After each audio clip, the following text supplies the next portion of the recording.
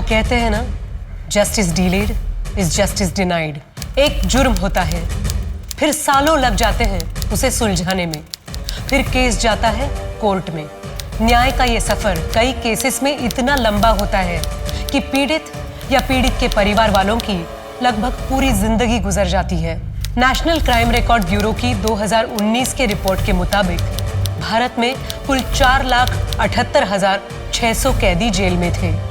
इनमें से 69.05% यानी 3,30,487 अपने ट्रायल के शुरू होने का या खत्म होने का इंतजार कर रहे थे। वो अंडर ट्रायल्स थे। इनमें से 5,011 कैदी ऐसे थे जो 5 साल से ऊपर जेल में अपनी सुनवाई का इंतजार कर रहे थे। नमस्कार, मैं सोनाली कुलकर्णी क्राइम पेट्रोल सतर्क के इस नए अध्याय में आपका स्वागत करती हूँ। आज के केस में एक जुर्म साल 2011 में हुआ था जिसने उस वक्त पुलिस प्रशासन और मीडिया में हलचल मचा दी थी। दुर्भाग्यवश ये केस तकरीबन 1 दशक तक अनसुलझा रहा और उसका प्रतिघात तकरीबन 10 सालों बाद 2021 में हुआ। शेखात मिंडी पे 10,000, या 70 मिंडी पे 10,000, दुआ चौवा पंजा पे 50,000, इकतिया 50, 75,000, खाजा।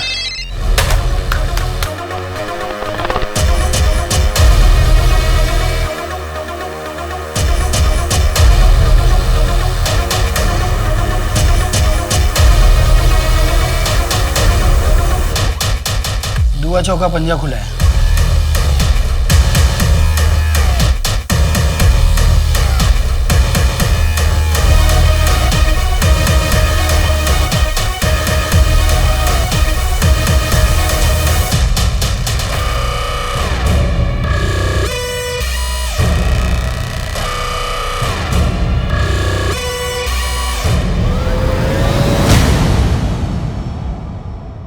अवैध व्यापार और जुआ समाज की वो कुरीतियां हैं जिन्होंने अब तक ना जाने कितनी ही जानें ले ली होंगी।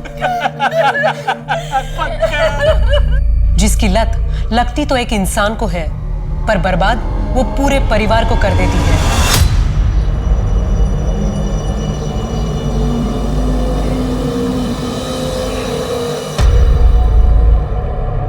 और धंधा पानी कैसे चल रहा है तेरा? बढ़िया चल रहा है। अरे धीरज अंकल, नमस्ते। नमस्ते बेटा, कैसी हो? अच्छे। अच्छा पापा, मुझे कॉलेज के बाद एक प्रोजेक्ट के काम से अनीशा के घर जाना है, तो थोड़ा लेट हो जाएगा। ज्यादा लेट मत करना। ठीक है पापा। और हाँ, सुनो सुनो, ये रितेश को बोलना 1:30 बजे छवि को स्कूल से लाकर घर छोड़ना है। ठीक है मम्मी।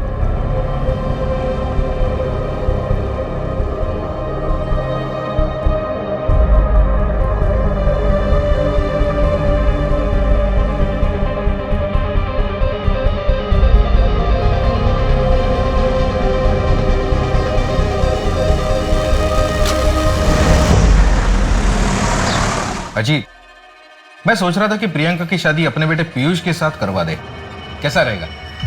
तुम्हारा बेटा महीने भर में जितना कमाता है उतना मेरी बेटी अपने दोस्तों पर एक दिन में खर्च करती है। 22 साल हो गए जी, आज भी तो वही बात पकड़ के बैठा है। तुम्हारी बहन रश्मि को मैं बहुत पसंद करता था। यही बोला था ना तुमने जब मैं रश्मि का हाथ मांगने आया था तुमसे। एक मेरी जगह अगर तू रहता तो तू भी यही करता। और वैसे भी तुम उस वक्त सिर्फ सट्टा खेला करते थे और सारे पैसे सट्टे में उड़ा देते थे। आज भी वही करता हूं मैं। फिर भी रिश्ता क्यों छोड़ना चाहते हो मुझसे? तो अच्छा ही हुआ ना, धीरज भाई साहब ने आपको मना कर दिया, वरना मेरा क्या होता।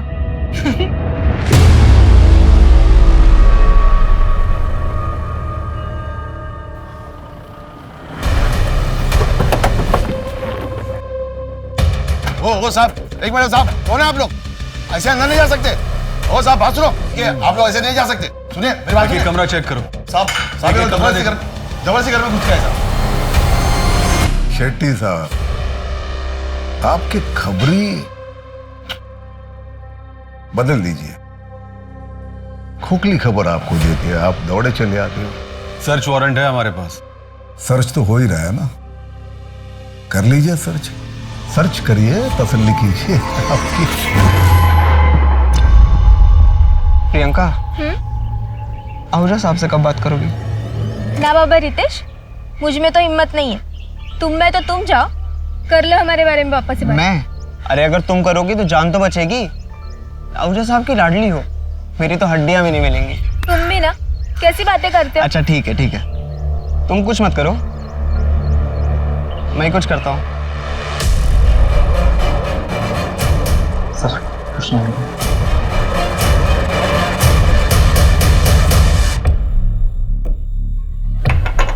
शेट्टी साहब, देखिए हम लोग शरीफ लोग हैं, आपको यहाँ कुछ नहीं मिलेगा। मैं डीसीपी साहब से बात करता हूँ तो बार बार आपको यहाँ आने की तकलीफ नहीं उठानी पड़ेगी। हाँ हाँ आहूजा साहब, आप टेंशन मत लीजिए, मैं शेट्टी से बात करता हूँ, ठीक है। शेट्टी, तुम्हें तो बड़ा यकीन था, टिप पक्की थी, फिर क्या हुआ? हाँ सर, टिप तो बिल्कुल पक्की थी, लेकिन देखो शेट्टी, हमें सिर्फ एक मौका मिलेगा आहूजा के काले धंधे बंद करने का। अगर तुम्हारी यही हरकतें रही ना तो मामला बिगड़ जाएगा। और हाँ, आगे से ध्यान रखो, उसके घर से कुछ नहीं मिलने वाला, उसके अड्डों का पता लगाओ। Right sir. जमीन भी बेच दी पंकज ने। इस सट्टे की लत ने हमारा पूरा घर बर्बाद कर दिया। श्रुति की शादी के लिए बस एक इसी जमीन का भरोसा था। क्या करेंगे? आप चिंता मत कीजिए, मेरे कुछ गहने पड़े हैं, उन्हें बेच देते हैं। देखो पहले तुम 13 साल की थी जब यहाँ लाई गई थी, उस वक्त तुम कुछ नहीं कर सकती थी, पर अब तुम कुछ कर सकती हो और मैं तुम्हारी मदद करूंगा। यहां से निकल के तुम जान जाओगे कि बाहर कितनी खुश रह सकती हो तुम। साहब, आप हर महीने यहाँ आते हो, यहाँ के औरतों को और बच्चों को मदद करते हैं, उतना काफ़ी है। यहाँ से निकल के मैं कहाँ जाऊँगी, क्या काम करूँगी? जिस्म बेचने के अलावा कुछ आता भी तो नहीं। राशन और कपड़े तुम्हें शक्ति दे देगा, लेकिन पायल फिर एक बार सोच लो, मैं तुम्हें काम दिलवा सकता हूँ। यहां से निकलोगी तो जान जाओगी बाहर कितनी बड़ी दुनिया है, कितनी अच्छी दुनिया है।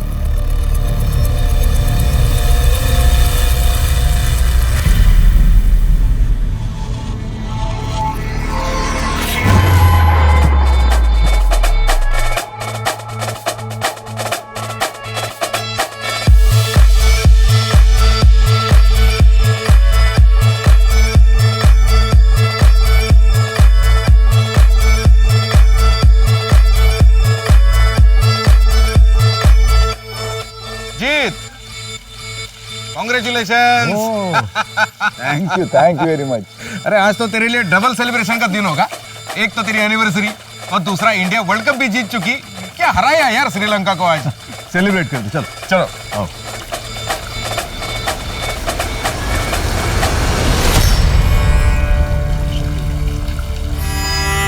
और बाकी सब बढ़िया? भैया। हाँ अरे वो आज मेरी खुशी में शामिल होने कैसे आ गए तुम? भैया मुझे आपकी खुशी से कोई प्रॉब्लम नहीं है। गुड, जाते हो भाभी से मिलके जाना। और सुनो, खाना खा के जाना। विदेश, तुम बहुत मेहनती हो। और सुनो, मुझे कोई फर्क नहीं पड़ता है कि तुम हमारे घर के ड्राइवर हो। किसी भी काम से कोई छोटा या बड़ा कभी नहीं होता। अपने अरमानों को बड़ा रखो, अपने आप बड़े आदमी बन जाओ। All the best.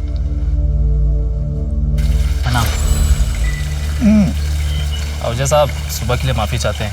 वो कहे ना कि शेट्टी साहब बताए बिना ही मुझे यहाँ लेकर आ गए। तुम्हारी बीवी प्रेग्नेंट है ना, और तुम्हारा ट्रांसफर रुकवाना है। Yes sir. बोल दिया मैंने, हो जाएगा। बहुत बहुत शुक्रिया, चलता हूँ। अरे ड्रिंक तो। पापा, मैं सोच रहा था कि MBA करने का क्या मतलब है? वैसे भी अपने बिजनेस में पढ़ाई की कोई ज़रूरत तो है नहीं। बेटा पढ़ाई जो है ना कभी वेस्ट नहीं जाती। मुझे पढ़ने का मौका नहीं मिला, तुम्हें मिल रहा है तो पढ़ो। तुम सिर्फ एक ही साल की तो बात है, उसके बाद ये पूरा एम्पायर जो है तुम्ही को संभालना है। ठीक है पापा, मैं चलता हूँ, सुबह क्लास है, देर हो जाएगी। जाओ। एंजॉय।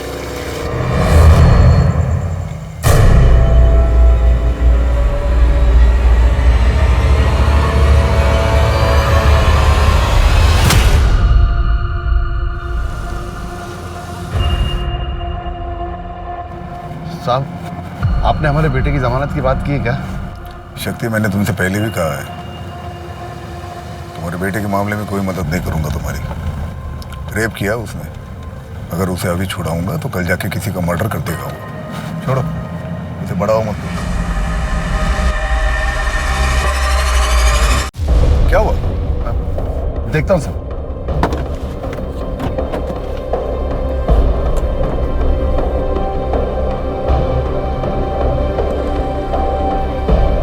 साहब, गाड़ी गर्म हो गई है, पानी लेकर आता हूं।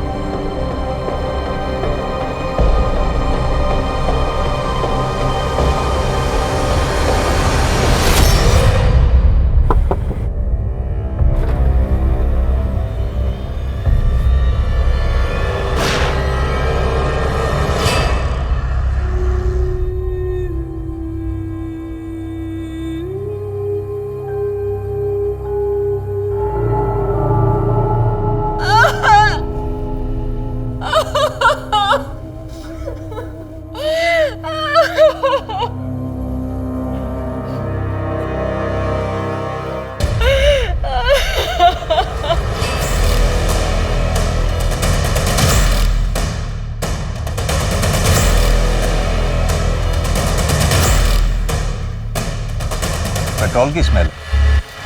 सर, पेट्रोल की पाइप पहले से कटी हुई थी। ड्राइवर शक्ति ने वहां दूर से एक आदमी को गोली चलाते हुए देखी। तब तक वो आदमी 5 लाख रुपए कैश लेकर उस तरफ भाग चुका था। गणेश, ये आहूजा कोई मामूली आदमी नहीं था। इसके घर के बाहर सिक्योरिटी लगी रहती है, तो दिन दहाड़े उसकी गाड़ी की पेट्रोल पाइप काटना आसान काम नहीं है। सर, इस एरिया में काफी रॉबरीज होती हैं। इस बार आहूजा को टारगेट किया गया था और ये आहूजा भी काफी कैश लेकर चलता है हमेशा। एक काम करो, इस एरिया में जितने भी गैंग्स हैं सबको राउंड अप करो।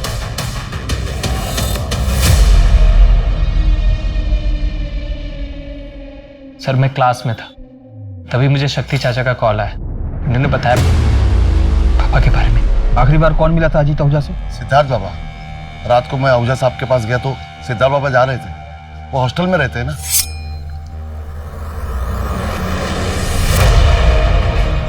साहब, मैं निकलूं? हाँ शक्ति, तुम जाओ और सुबह 8 बजे आ जाना। तो कल नई साइट देखने जाना है। सर, मैं कल सिर्फ आधे घंटे के लिए ही आया था, उसके बाद घर चला गया। मैं सुबह ऑफिस के लिए निकल ही रहा था, तब खबर मिली। दीदी,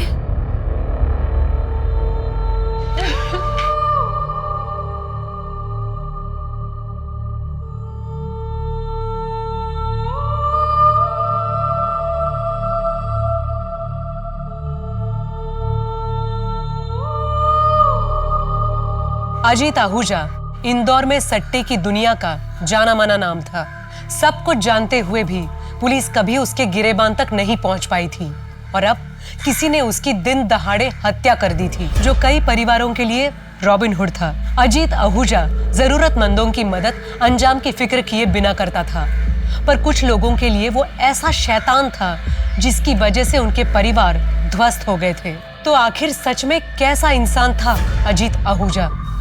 अरे राम, ये कुछ रुपए हैं, रख लो।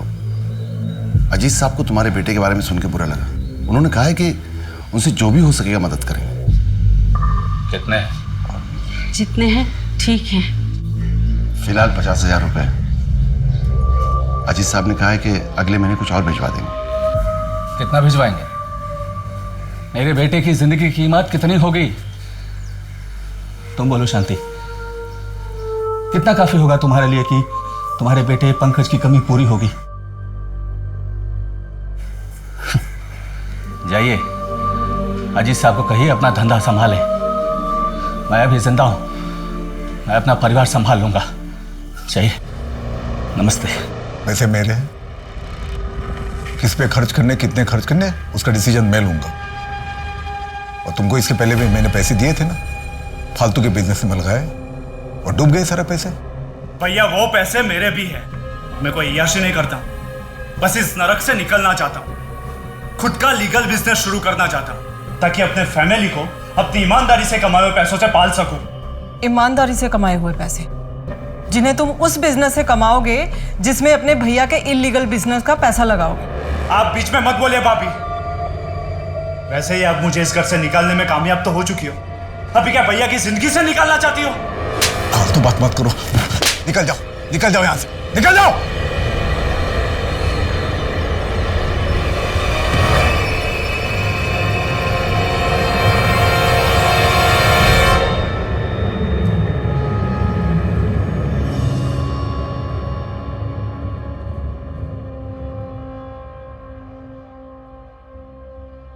आप चिंता मत करिए भाभी, मैं सब संभाल लूंगा।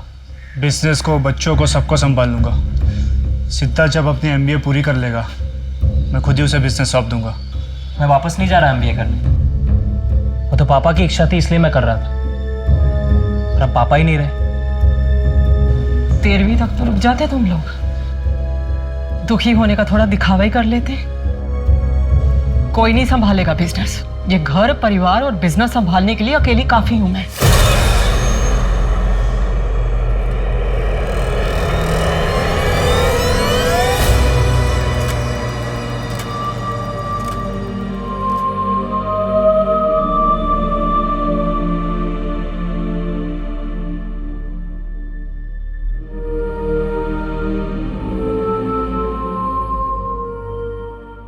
एक तो जन लोकपाल बिल के लिए लोग शहर से बाहर निकल रहे हैं, ऊपर से इस अजीत आहूजा के मर्डर से सारे शहर में खलबली मची है। सर, मुझे अजीत आहूजा की फैमिली के हर मेंबर को इंटेरोगेट करना होगा, साथ ही उससे जुड़े लोगों को भी। इसके लिए मुझे स्पेशल परमिशन चाहिए होगी सर, क्योंकि इसमें काफ़ी बड़े नाम और पॉलिटिशियंस भी हैं। कोई ज़रूरत नहीं है ज़्यादा खुरेदने की, थोड़ी बहुत इंक्वायरी करो और जल्द से जल्द ये केस बंद कर दो। वैसे भी तुमने एफआईआर में रॉबरी और मर्डर ही लिखा है ना? क्राइम सीन को देखकर तो यही लगा है सर। जिसने भी किया अच्छा काम किया है, समाज के वायरस को खत्म कर दिया। ऐसे क्रिमिनल्स का तो एनकाउंटर कर देना चाहिए था, किसी और ने हमारा काम कर दिया। अब तुम इस केस को जल्द से जल्द बंद कर दो।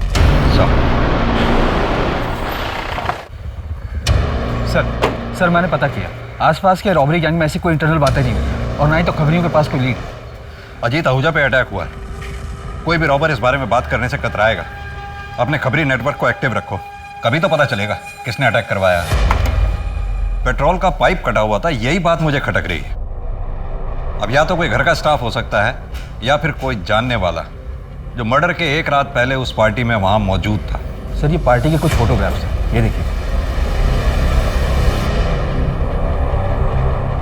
सर, अगर अजीत आहूजा की लाइफ से सस्पेक्ट छांटने बैठे तो दर्जनों होंगे। बहुत बड़ा एम्पायर था, और जितना बड़ा एम्पायर उतनी ज्यादा दुश्मन।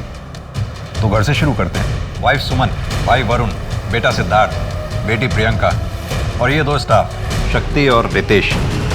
सर, ये एक बेटी भी है, छवि, एडॉप्टेड है, मैंने पता किया। ब्रॉथल से रेस्क्यू करके लाया गया था इसे।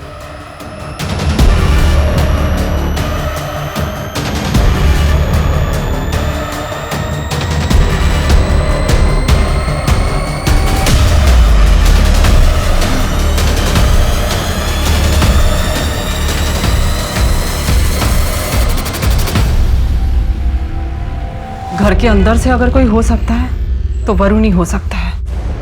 वो ना तो मुझे पसंद करता था, ना ही अजीत को।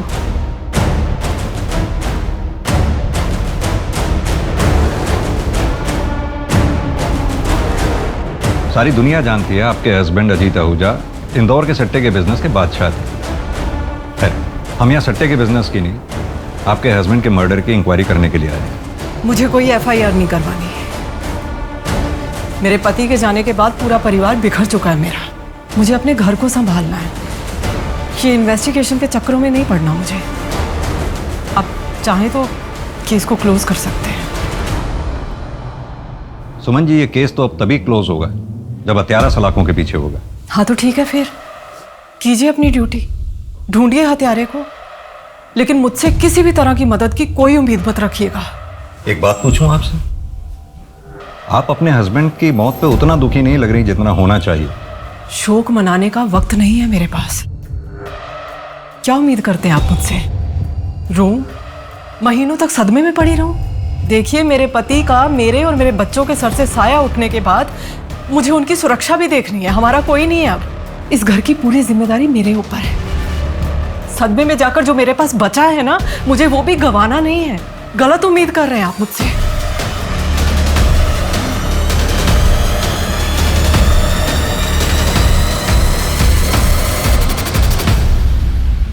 कौन हो सकता है इस मर्डर के पीछे? शतरंज का कोई ऐसा खिलाड़ी, शायद डीसीपी सर भी उसके प्यादे हैं। सॉरी सर, मन में खटका इसलिए बोल दिया। खटक तो मुझे भी रहा है। फिलहाल तो ये सोचते हैं कि अजीत आहूजा के मर्डर का सबसे ज्यादा फायदा किसे हुआ है? लगभग सभी को सर। सोर्सेज की माने तो सट्टे का बिजनेस अब सुमन चलाती है। बेटे सिद्धार्थ ने एमबीए छोड़ दिया क्योंकि वो उसे करना ही नहीं था। वरुण को फायदा हो सकता था, लेकिन सुमन ने उसके सपनों पर भी पानी फेर दिया। और वो धीरज? सर वो तो बचपन का दोस्त है, कॉर्पोरेटर है। अजीत पहले उसके लिए काम किया करता था और पिछले 10 सालों में अजीत ने धीरज को पैसों से काफी मदद की है। यानी कि जिस धीरज की वजह से पिछले 10 साल से अजीत आहूजा का घर चल रहा था, आजकल वो अजीत आहूजा का कर्जदार है। जी सर।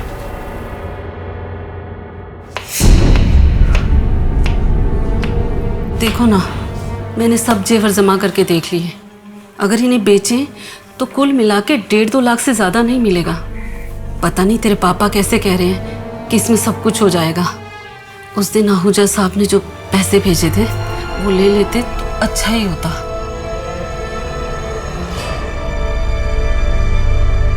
इतनी देर हो गई, तेरे पापा दूध लेने गए थे। 1 घंटा हो गया, अभी तक आए ही नहीं।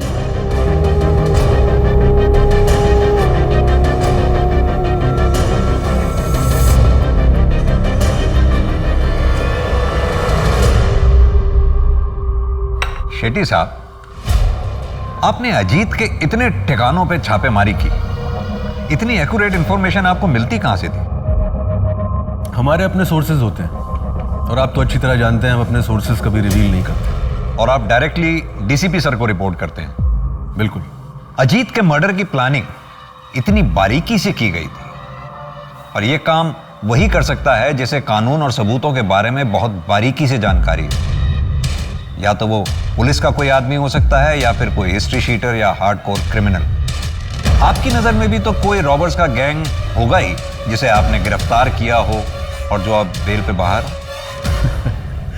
आपका इशारा किस तरफ है चौधरी साहब? मैं बस सोच रहा हूं कि ये क्राइम एक परफेक्ट क्राइम। कोई भी क्राइम परफेक्ट नहीं होता। हाँ, हमें खोदना पड़ता है। एक आदमी था हरिराम, उसके लड़के ने सुसाइड कर लिया।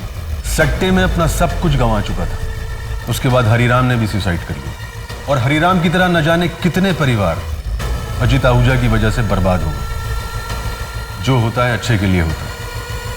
समाज के लिए खतरा था अजीत आहूजा। समाज के लिए खतरा अजीत आहूजा नहीं, उसका कारोबार है जो अब भी चल रहा है। मुझे इस बात का दुख है कि शतरंज के इस खेल में शह और मात देने के बावजूद, राजा के मरने के बावजूद, ये खेल आज भी चालू है, क्योंकि राजा की इस गद्दी पर अब एक रानी बैठी हुई। दुआ नवा मिंडी। ये मिंडी क्या होता है? साहिबा, नहले के बाद जो भी आता है उसे हम 0 में गिनती करते हैं, और 0 मतलब अपनी भाषा में मिंडी। ठीक है, तुम शक्ति से मिल लो और अगले हफ्ते से मटका 6 बार खुलेगा। 6 बार कुछ ज़्यादा ही रिस्क हो जाएगा साहिबा। और आहूजा साहब तो इतना रिस्क अभी। आहूजा साहब अब नहीं रहे। अब ये खेल मेरा है, और जो मैंने कह दिया वही नियम है। किसी को मंजूर नहीं है तो छोड़ के जा सकता है।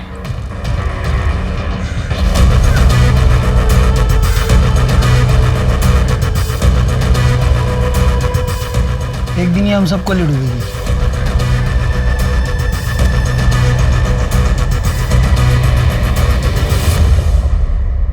सर, अजीत की पोस्टमार्टम रिपोर्ट आ गई और बैलिस्टिक रिपोर्ट। और सर, उनकी बॉडी से जो बुलेट मिली वो 9 mm की थी, जो ग्लॉक 17 पिस्टल में यूज होती है। गणेश, एक काम करो, बुलेट की रजिस्ट्रेशन डिटेल्स निकलवाओ। हालांकि पता चलना तो बहुत मुश्किल होगा, क्योंकि कोई भी रॉबर्स रजिस्टर्ड गन तो इस्तेमाल करेंगे नहीं। सर, हो सकता है इन सबके पीछे वरुण आहूजा का हाथ, उसने किसी गैंग को हायर किया हो। लेकिन मुझे लगता है इस शतरंज के खेल में बादशाह को मात देने वाला वजीर कोई और ही है। ये मेरी पिस्तौल रजिस्टर्ड है। पर ये क्यों चाहिए आपको? क्योंकि अजीत आहूजा के ऊपर जो गोली चलाई गई थी वो ग्लॉक 17 पिस्टल से ही चलाई गई थी। तो ये पिस्टल किसी के पास भी हो सकती थी, भैया के पास भी थी। इनफैक्ट भैया ने सिद्धार्थ को ग्लॉक 17 पिस्टल ला कर दी थी। वो भी कातिल हो सकता है। इनफैक्ट घर का कोई भी मेंबर कातिल हो सकता है। अब वो औरत सुमन से जाके क्यों नहीं पूछते? बहुत पहुंची हुई औरत है, मिडिल क्लास फैमिली से थी। भैया बिहा कर उसे लेकर आए थे। 2 साल में अपनी औकात बताना शुरू कर दी। शक्ति से पहले जो ड्राइवर था उसके साथ रंगे हाथ पकड़ी गई थी। भैया उसके प्यार में थे, माफ कर दिया। आज भैया तो नहीं रहे, पर वो राज कर रही है, करोड़ों के कारोबार की अकेली मालकिन। ये लो, लाइसेंस वाली है। 2 लाया हूं, एक तुम्हारे लिए और एक तुम्हारे भाई सिद्धार्थ के लिए। अपनी बेटी को कोई गन गिफ्ट करता है क्या? मुझे नहीं चाहिए ये, आप ही रखिए। और पापा टेंशन मत लीजिए, मुझे कुछ नहीं होगा।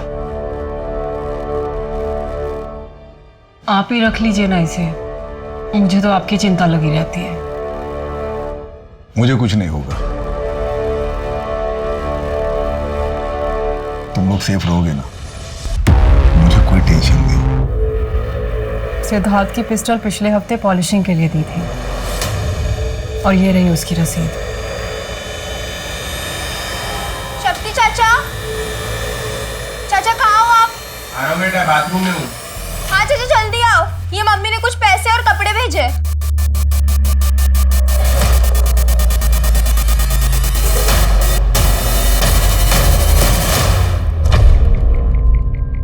सर मुझे लगता है कि वरुण ने जानबूझकर सुमन के अतीत का पत्ता हमारे पास फेंका ताकि हमारा शक वरुण से हटकर सुमन पर चला जाए।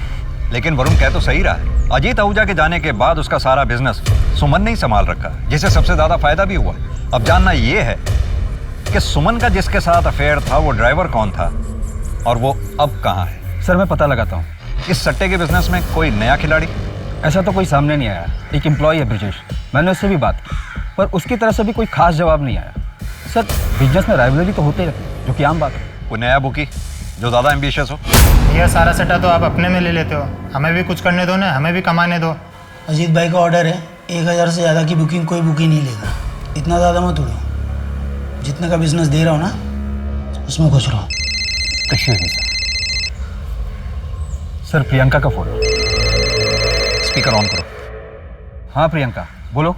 सैलरी तेरी 10,000 रुपए, तेरे घर में इतने पैसे आए कहाँ से? अजीत साहब को मारने के बाद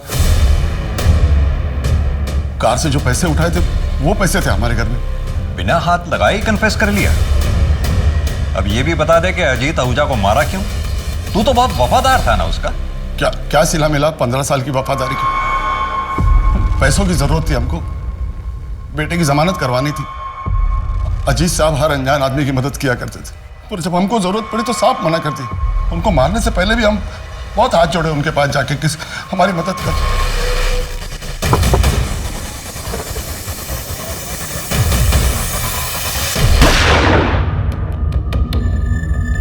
पिस्तौल कहां से मिली थी? पार्टी की रात उनके कमरे से ली थी। और वापस कब रखी? वो वापस जब अजीत आहूजा को हॉस्पिटल ले जाया गया? नहीं, तब तो तुम पूरा दिन हॉस्पिटल में रहे होंगे और घर पे पुलिस मौजूद थी। तो फिर अगले दिन जब अजीत आहूजा का दाह संस्कार हुआ या फिर कल? आपको आपका कन्फ्यूजन मिल गया ना? फिर आपको क्या चाहिए? हमने पिस्तौल कब रखी थी हमको याद नहीं। केस को बंद कर दो चौधरी, ऊपर से बहुत प्रेशर है। लेकिन सर शक्ति सिंह ने अभी तक जवाब नहीं दिया है उसने पिस्टल कब वापस रखी थी। लेकिन उसके पास इस बात का तो जवाब है ना कि वो पिस्टल कब और कहां से ली थी। उसके पास एक्सेस था, मोटिव भी था और स्पॉट पे वो मौजूद भी था। तो ओपन एंड शट केस है चौधरी। तुम चार्जशीट तैयार करो, मैं मीडिया को इन्फॉर्म करता हूँ। लेकिन सर मुझे पूरा यकीन है शतरंज के खेल में शक्ति सिंह सिर्फ एक प्यादा है, असली खिलाड़ी कोई और ही है। तुम्हारे पास प्रूफ है? अभी तो नहीं है सर, लेकिन then close the case Chaudhary. Ajit का किलर है हमारे पास, और क्या चाहिए तुम्हें? क्यों किया चाचा आपने ऐसे? मजबूर था, कभी कभी कुछ चीजें अपने बच्चों के लिए करनी पड़ती। क्या इन्वेस्टिगेशन ऑफिसर का शक सही था?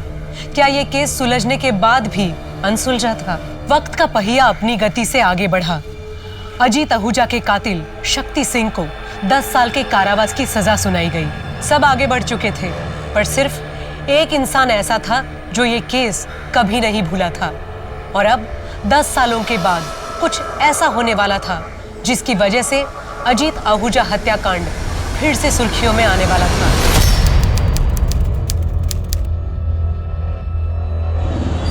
दस साल में बहुत कुछ बदल गया था। अजीत विला अब सुमन विला बन चुका था। कल तक सट्टे की दुनिया में एक राजा राज करता था, अब एक रानी राज कर रही है।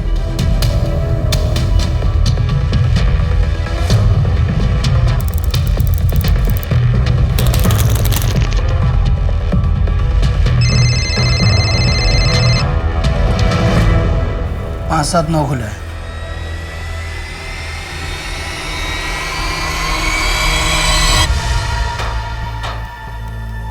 देखो अभी 6 महीने हो चुके हैं तुम्हें धंधे में।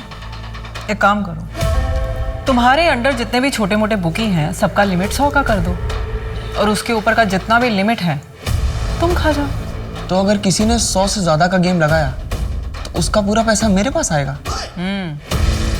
रिस्क भी बड़ा होगा लेकिन। तो अगर पाने में 1 लाख लगाया और नंबर निकल गया तो 1 लाख का 8 करोड़ देना पड़ेगा तुम्हें, और वो लोकल बुकी के सर पे नहीं रहेगा। अरे प्रियंका, तुम्हें ऑफिस छोड़ना था ना? हाँ मम्मी जी, मैं ऑफिस के लिए निकल रहा हूँ। ओके चलो मम्मी, निकलती हूँ।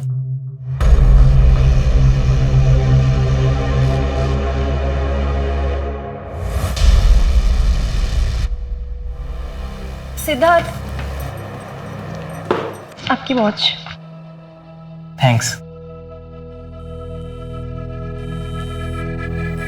मम्मी, आप ऑफिस नहीं चल रही? हिसाब किताब पूरा गड़बड़ है तुम्हारा, इसे चेक करके शाम को आएंगे। अच्छा मम्मी, मैं सोच रहा था भोपाल में हैंडल करना शुरू कर दूं। कोई ज़रूरत नहीं है, रितेश अच्छे से संभाल रहा है ना वहाँ पर काम। तुम पहले ये इंदौर का एक इलाका तो संभाल लो ठीक तरह से, बाद में पैर पसारना। क्या हिसाब किया है तुमने?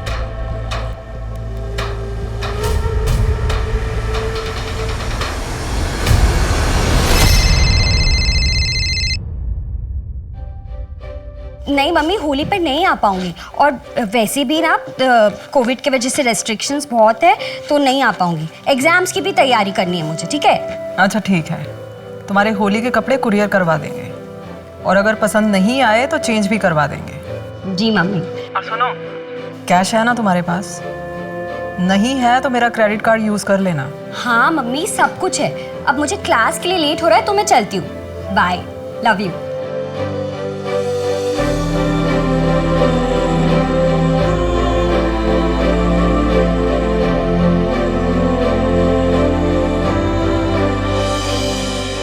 सुमन, मुझे समझ में नहीं आता लोग तो बेच बाज के सट्टा क्यों खेलते हैं? लत है अजीत साहब, लत बड़ी बुरी चीज होती है, और प्लेटफॉर्म तो आपने ही दिया है ना उन्हें, खेलेंगे क्यों नहीं?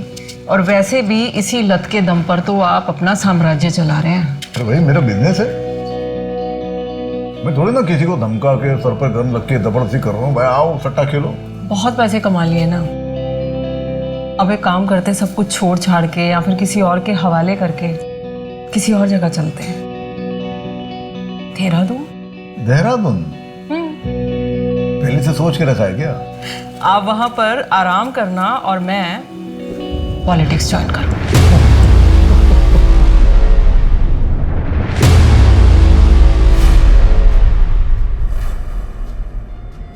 क्या हुआ? साहिबा गाड़ी बंद हो गई है, मैं देख लेता हूँ।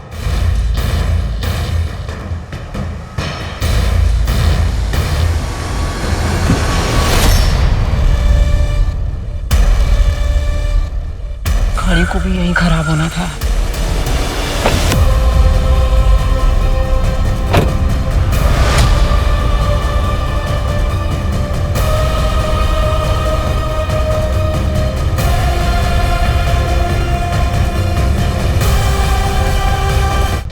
अटैकर के बारे में कुछ पता चला?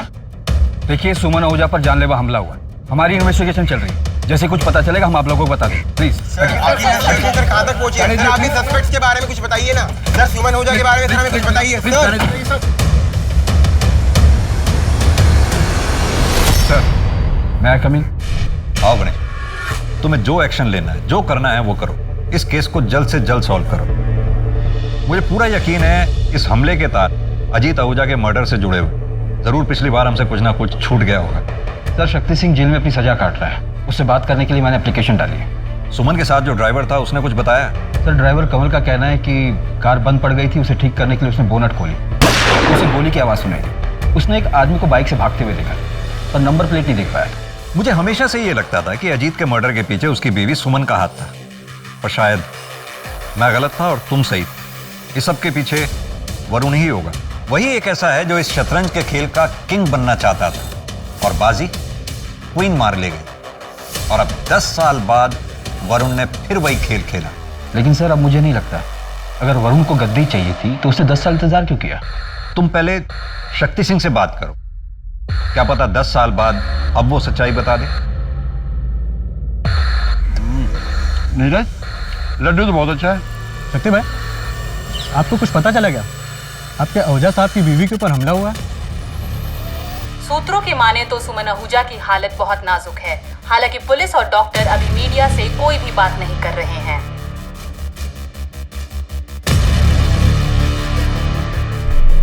किसको पता था सुमन जी कंस्ट्रक्शन साइट पे जा रही है? मम्मी अपने शेड्यूल के बारे में किसी को नहीं बताती थी और ड्राइवर को भी वो गाड़ी में बैठने के बाद ही बताती थी। दीदी दीदी मम्मी कैसी है? ठीक है ना मम्मी?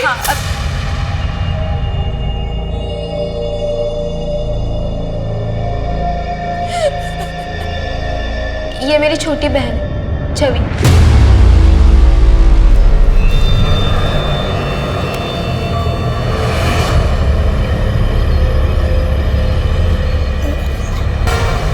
शक्ति सिंह मरा नहीं, मारा गया।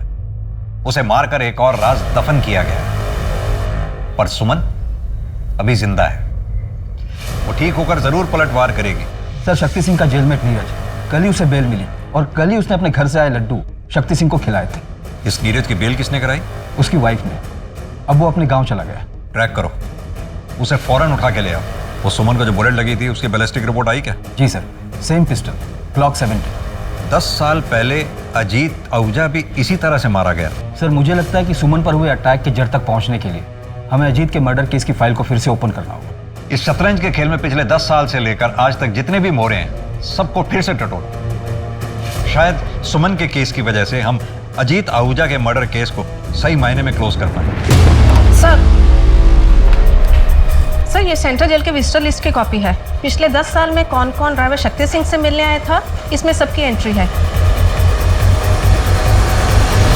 मैं शक्ति से मिलने इसीलिए जाता था ताकि अजीत भैया के असली कातिल का पता लग सके। वो तुम ही थे ना जिसने शक्ति सिंह की बेटी की बेल कराई और फिर अजीत को मारने के लिए कहा। सुमन पर अटैक भी तुमने ही करवाया था और शक्ति को भी अपने रास्ते से हटा दिया।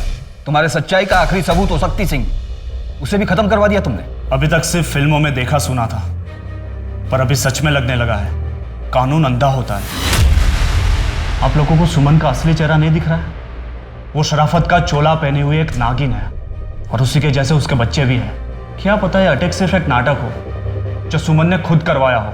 सुमन के पास कोई मोटिव ही नहीं है। 10 साल पहले अगर उसने करवाया होता तो हम ये मान लेते कि ये अटैक उसने हमें गुमराह करने के लिए किया, पर अब वो ऐसा क्यों करेंगे? तुम गुमराह कर रहे हो हमें, जैसे पिछली बार सुमन के अफेयर के बारे में बताकर किया था। सर इनका लॉयर आया है। गुमराह तो आप लोग खुद हो पिछले 10 सालों से।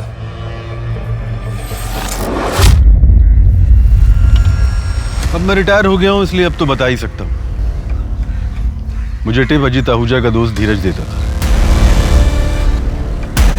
मैं उससे नफरत करता था और इसीलिए उसे तबाह कर देना चाहता था। तो नफरत और जलन में तूने अजीत को मरवा दिया, पर सुमन पर अटैक क्यों करवाया? ना ही मैंने अजीत को मरवाया है और ना ही मैंने सुमन पर अटैक करवाया। तो फिर किसने करवाया? सिद्धार्थ। अपने बाप के मरने के बाद सबसे ज्यादा खुश था वो, क्योंकि सारा एम्पायर उसे मिलने वाला था। लेकिन तभी सुमन ने कमान संभाल ली और सिद्धार्थ वही का वही रह गया। अब अगर सुमन को कुछ हो जाता है तो आप ही बताइए, इसमें सबसे ज्यादा फायदा किसका होगा?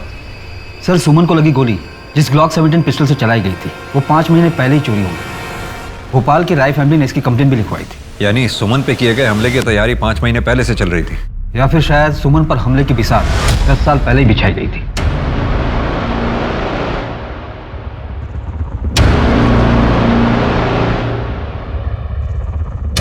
अजीत मर्डर केस में हमारे पास ये सारे सस्पेक्ट्स थे। इन सस्पेक्ट्स में थे सुमन हमारी मेन सस्पेक्ट थी, लेकिन वो अब विक्टिम हो गई। बाकी बचे ये लोग। सर, 2 सस्पेक्ट्स और भी हैं। पहली छवि, सुमन और अजीत की अडॉप्टेड बेटी, और दूसरा रितेश, जो कि प्रियंका आहूजा का हस्बैंड है, जो 10 साल पहले उसका ड्राइवर था। सर, फिलहाल इस फैमिली में यही 2 लोग हैं जो ब्लड रिलेटिव नहीं है। इस छवि को तो रेस्क्यूड कराया गया था ना ब्रॉदल से। अजीत और सुमन ने उसको अच्छी जिंदगी दी, सब कुछ दिया, फिर वो सुमन पर अटैक क्यों करवाएगी? इनफैक्ट अजीत के मर्डर के समय तो ये छवि 10 से 12 साल की रही होगी।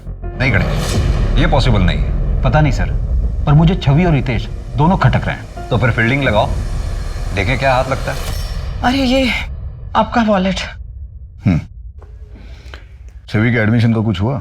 थोड़ा डोनेशन देना पड़ा लेकिन हो गया है। मैंने चेक दे दिया है। चेक? हाँ, वो आपके ब्लैंक चेक साइन किए हुए पड़े हुए थे ना मेरे पास। देने से पहले एक बार पूछ तो लेती। उसके बैकग्राउंड की वजह से दिक्कत आ रही थी बहुत ज्यादा, इसलिए दे दिया मैंने चेक। हो गई एडमिशन अभी। मैंने लॉयर से बात की है, एडॉप्शन की कुछ फॉर्मेलिटी तो पूरी करनी है, वो जल्दी पूरी कर लेंगे हम लोग। सर, सुमन आहूजा से लेटेस्ट सभी के कॉल रिकॉर्ड्स मैंने स्टडी कर लिए हैं। इसके अलावा कुछ भी सस्पिशियस नहीं है। उठाओ इसे। जी सर। और इसके बारे में कुछ पता चला? हाँ सर, जेलर शर्मा से बात की मैंने। नीरज के विजिटर लिस्ट में भी इसका नाम है। इसका पूरा बैकग्राउंड चाहिए मुझे। सर, आप ऐसे बदतमीजी क्यों कर रहे हो मेरे साथ? आहूजा फैमिली का दामाद हूं मैं। ये देख, पिछले 8 महीने से तेरे नंबर पर अलग अलग लैंडलाइन से कॉल आ रहे हैं, और ये सारे नंबर देहरादून पीसीओ के। छवि पड़ती ना वहाँ पर। अफेयर चल रहा ना तुम लोगों? सर, क्या बकवास कर रहे हो आप? वो बच्ची है, वो 10 साल की थी तब से मैं उसे जानता हूँ, और वो फैमिली के बारे में पूछने के लिए मुझे फ़ोन करती थी। तो तुझे ही क्यों करती थी? वो भी अलग अलग लैंडलाइन से? मैं जीजा हूँ उसका, क्यों नहीं कर सकती मुझे वो फ़ोन?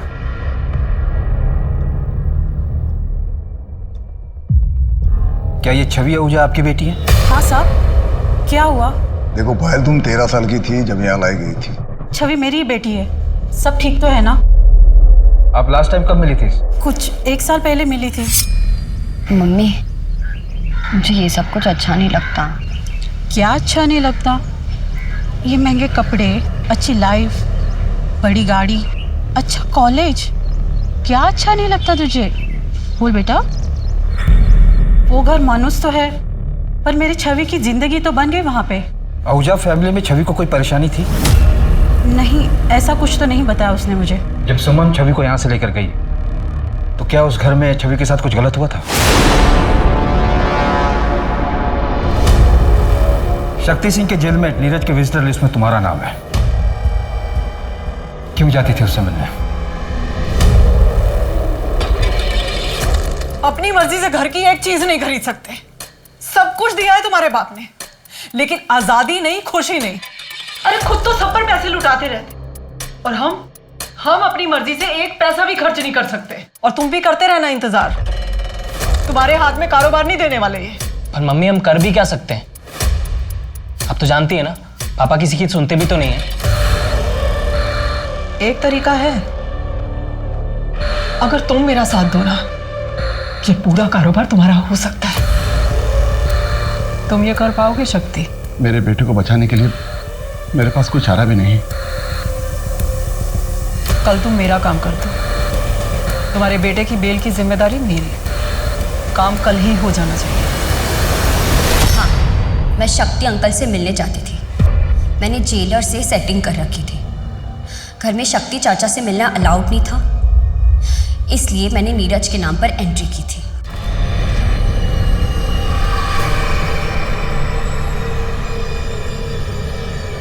शक्ति ने तुम्हारे पिता अजीत आहूजा का मर्डर किया, फिर भी तुम उससे मिलने जाती थी। क्या उनके मर्डर की वजह तुम थी? नहीं। तो तुम्हें पता है उनका मर्डर किस वजह से हुआ? किसने मरवाया था उन्हें?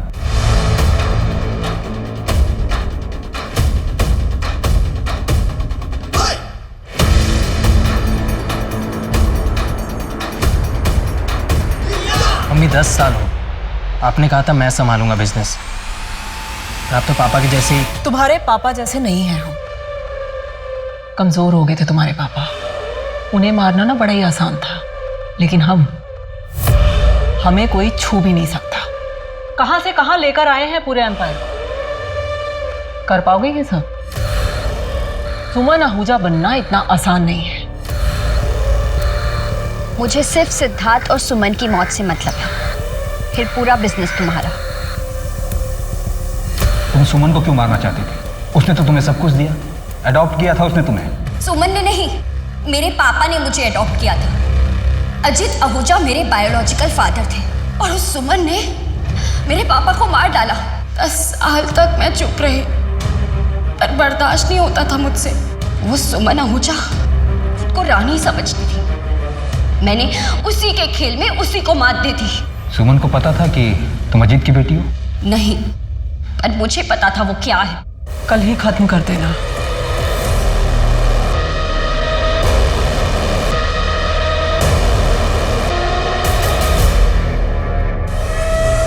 पुलिस ने सुमन आहूजा अटैक केस के साथ साथ अजीत आहूजा मर्डर केस को भी सुलझा लिया है।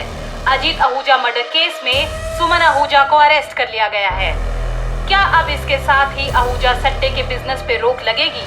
ड्राइवर शक्ति की भी हत्या जेल में सिद्धार्थ आहूजा ने सुपारी देकर करवाई थी।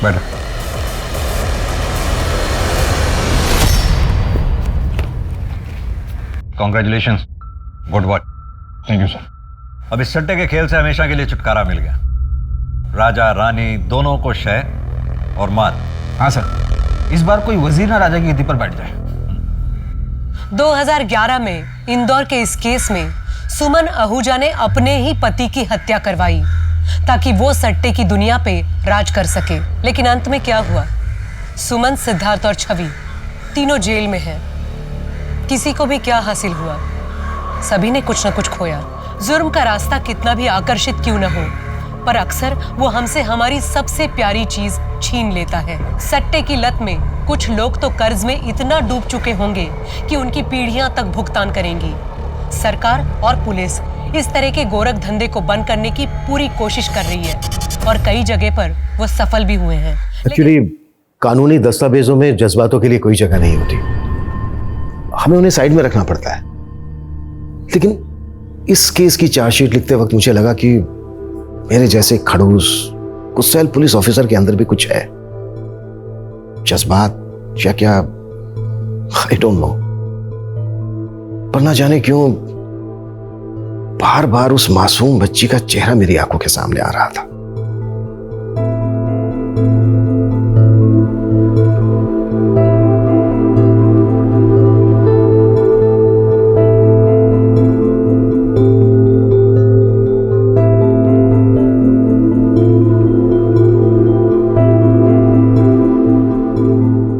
उस अल्लड़ सी नटखट बच्ची की आंखों में एक तूफान था और जिंदगी एक वैशिला जहर।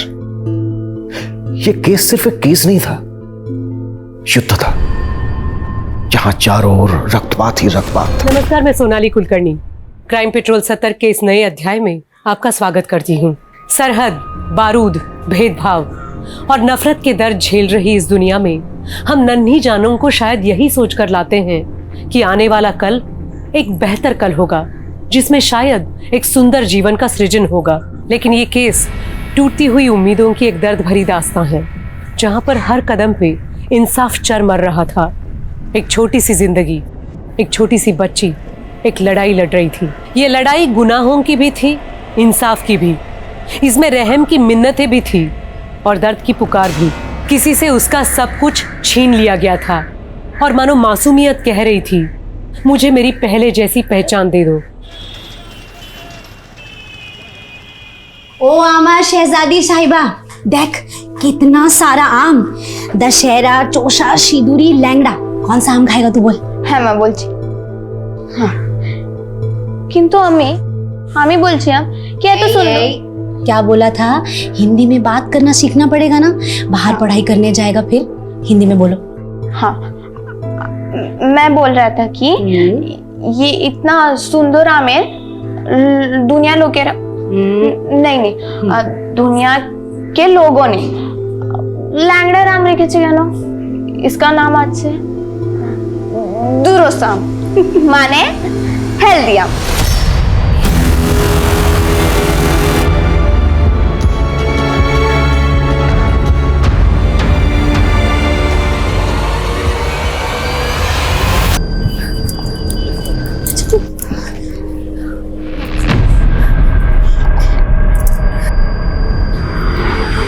बेटा तुम कैरियां बेचती हो?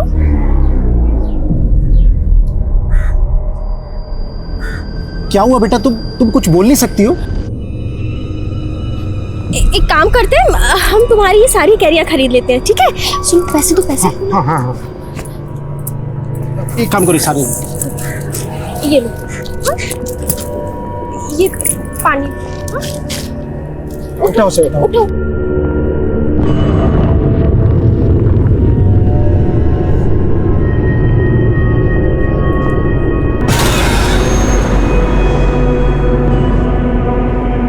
पैसा?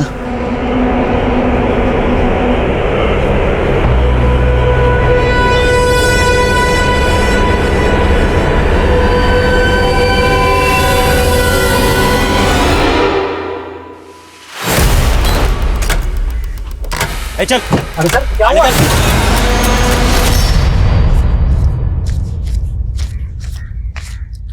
चला जल्दी।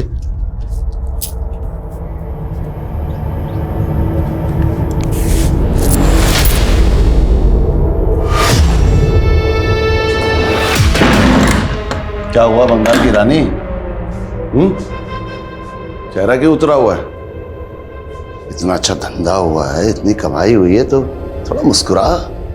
इतनी बड़ी आंख, लगता है टॉनिक देना पड़ेगा। नहीं, सबसे पहले विटामिन एस देता हूँ।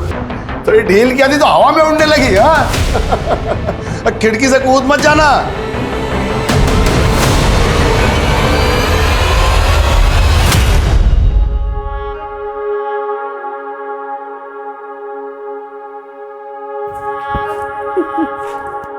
নাজিয়া তুই জানিস যখন আমি স্কুলে ছিলাম তখন আমাদের স্কুলে একটা কবিতা ছিল, হাওয়াই জাহাজ। তাহলে মা শোনাও না কবিতাটা। हवाई जहाज फुर फुर फुर, बैठ शहजादी पार कर जाती पेड़ मकान जंगल दुकान फुर फुर फुर, दुबई ईरान फुर না মা, আমি দুবাই ইরান যাব না, আমি তো প্যারিস যাব। এই আমি কি বলেছিলাম, হিন্দি में কথা बोलना सीखो, बंगाली में कम बात करना है। हाँ আমি पेरिस जाएगा। ठीक तो है। हमारा शहजादी अगर पेरिस जाना चाहता है तो वहां का वीजा लगवा देंगे। সত্যি বাবা? एकेबारे सত্যি। আমি पेरिस যাব। तुम पेरिस जाएगा और हवाई जहाज में जाएगा।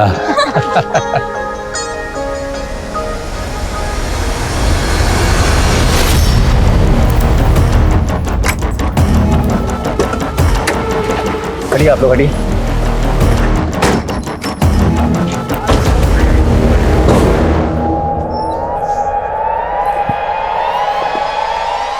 सर, लड़की तो जिंदा है। इसे गाड़ी में बिठाओ और तुरंत हॉस्पिटल लेकर जाओ। Quick, fast. जल्दी निकालो, फास्ट निकलो। विशाल, मुझे ये काम उसी गैंग का लग रहा है जो पिछले 3 महीनों में कई सारी फैमिलीज को अपना टारगेट बना चुका है।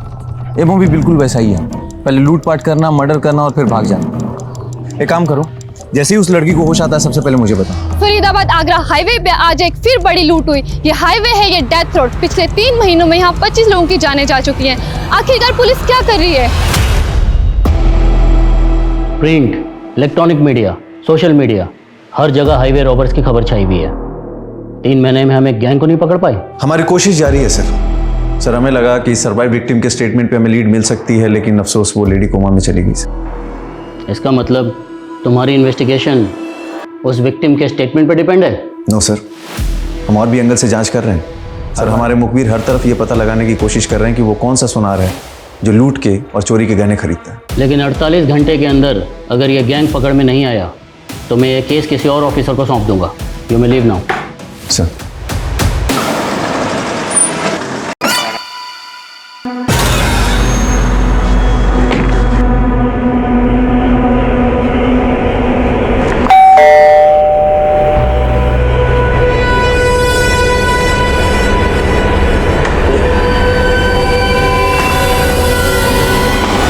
सर, अपने खबरों से इस नरेंद्र तोमर नाम के ज्वेलर्स के बारे में पता चला है। सर, खबर पक्की है, नरेंद्र तोमर चोरी के गहने खरीदता है और बड़ी चालाकी से उन गहनों का सोना पिघला के नए जेवर बना के बेचता है।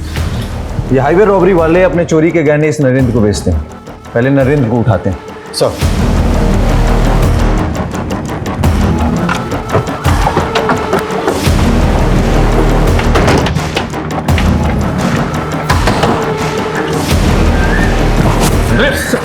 पूरे घर को अच्छे से सर्च करो, कोना कोना छान मारो, क्विक। सर बात क्या है, हुआ क्या है सर, बताइए तो सही।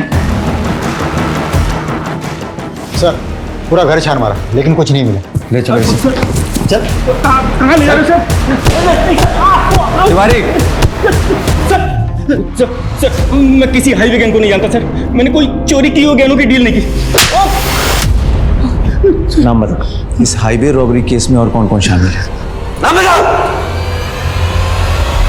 नो अंशुल, मुझे ये समर्स के मैरिज बिल्कुल पसंद नहीं है और तुम चाहते हो कि हम समर में शादी करें। क्योंकि बेबी अगर हमने अब भी शादी नहीं की तो फिर अगला मुहूर्त सीधा 7 महीने बाद है। और देखो मेरी तरफ, मैं उतना वेट नहीं कर सकूंगा। वेट तो मैं भी नहीं कर सकती, लेकिन कुछ नहीं, हम अगले हफ्ते शादी कर रहे हैं बस, और उसके बाद हम सीधा यूरोप जा रहे हैं। सिर्फ हनीमून के लिए नहीं, हम वहां पे परमानेंटली शिफ्ट होने वाले हैं। क्या हम अब्रॉड शिफ्ट हो रहे हैं? लेकिन तुमने मुझे पहले क्यों नहीं बताया? क्योंकि मैंने थोड़े दिन पहले ये प्लान बनाया कि मुझे इंडिया से जल्द निकलना है, तुमसे शादी करते ही बस। बेटा, अब अपना हनीमून तू जेल में मनाना। तिवारी, लेके चले इसे। सर एक सेकंड, आपको कुछ गलत हुआ कैसा? सर मैंने कुछ सर मैंने कुछ किया। सर मैंने कुछ नहीं किया। मैंने कुछ नहीं किया सर, मेरी बात कीजिए सर। तिवारी। सर मैंने कुछ नहीं किया सर, सच बोल रहा हूँ सर, मैंने कुछ भी नहीं किया। नरेंद्र तोमर ने नाम लिया है तेरा। हाईवे रॉबरीज का करता धरता तू ही है। तूने और तेरे गैंग के मेंबर ने इतने मर्डर्स किए हैं। सर आप क्या बोल रहे हो सर, और कौन है नरेंद्र तोमर? लूट का माल कहाँ है? कहाँ है लूट का माल? सर मैं सच बोल रहा हूँ सर, मैं छोटा सा बिजनेसमैन हूँ बस। आर्म्स डीलर है तू? सर तो मैं गन्स बेचने का धंधा करता हूँ सर, मेरे पास लाइसेंस है। सर आपको कोई गलतफहमी हुई है, अंशुल ने कुछ नहीं किया। वैसे आप अंशुल की क्या लगती है? सर मैं उसकी मंगेतर। बच गई आप। एक कुख्यात अपराधी से आपकी शादी होने वाली थी। Sir please.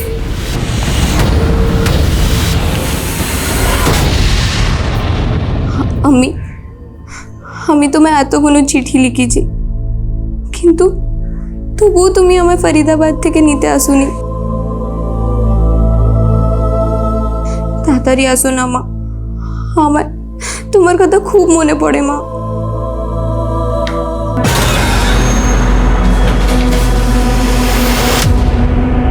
क्या जुबारी? क्या जुबारी?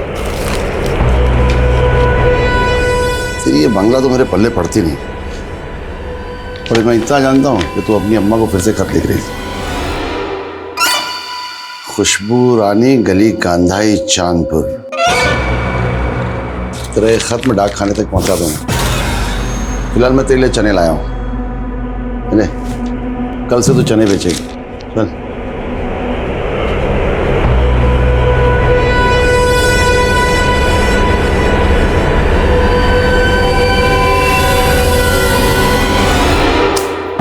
इस बार चना का पैदावार 50 क्विंटल हुआ है, ये 20 क्विंटल पैसे क्यों दे रहा तू हमें? आपको बताया था ना, बाकी का चना में घुन लग गया था। घुन लग गया है या सारा बेच के तू खा गया है? तुझको हमने रिश्तेदार समझा था और तू हमको धोखा दे रहा है। दादा कॉलर छेड़ दो, वरना क्या की करे नहीं भी तू ही सच कर दो। बस ठाड़ बोला तो तू देख लेना, देख ले क्या फिर सच कर दो तुम्हें मेरे बोलोगे।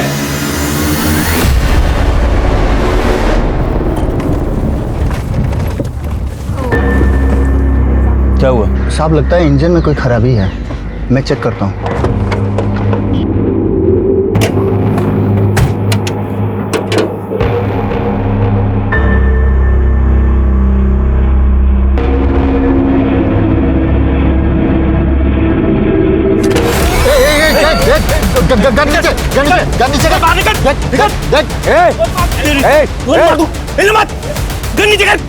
गोली मार दूंगा। रख रहा हूँ। नीचे रख, गोली मार दूंगा मैं। गोली मत चला, रख रहा हूँ।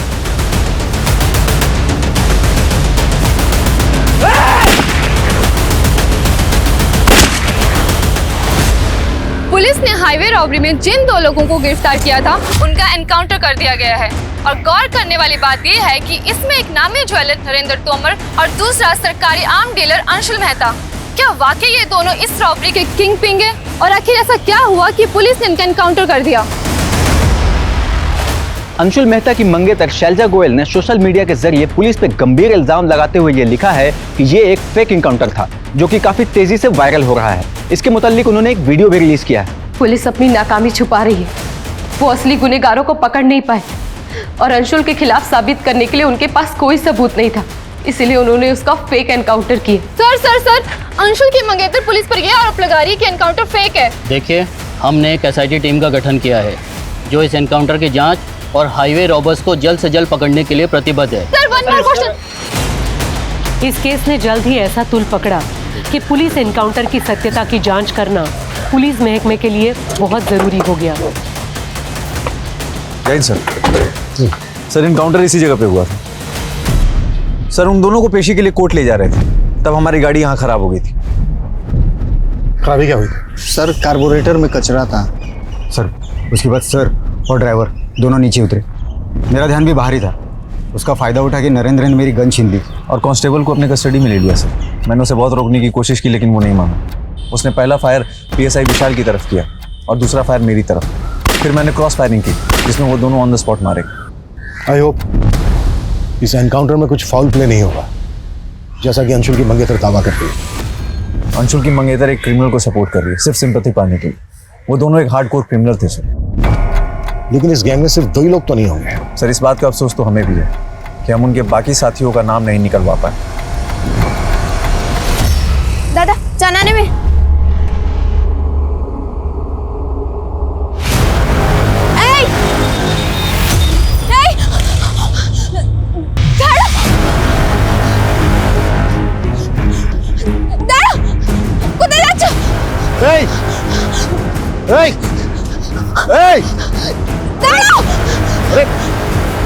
कहाँ जा रही?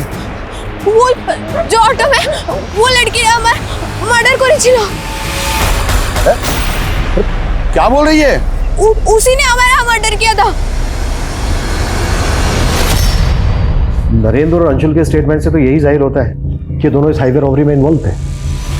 लेकिन सर, गौर करने वाली बात यह है कि जहाँ जहाँ भी हाईवे पे रॉबरीज हुई हैं, वहाँ के क्राइम सीन से क्रिमिनल्स के जो फिंगरप्रिंट्स मिले वो नरेंद्र और अंशुल के फिंगरप्रिंट से मैच नहीं होते। इंस्पेक्टर भोजराज का मानना है कि नरेंद्र और अंशुल ये दोनों इस रॉबरी में डायरेक्ट इन्वॉल्व नहीं थे, किंग पिन थे। मतलब ये कि असली रॉबर्स अभी भी फरार है, जो नरेंद्र और अंशुल से कनेक्टेड हो। इनकी एक डिटेल पता करनी होगी।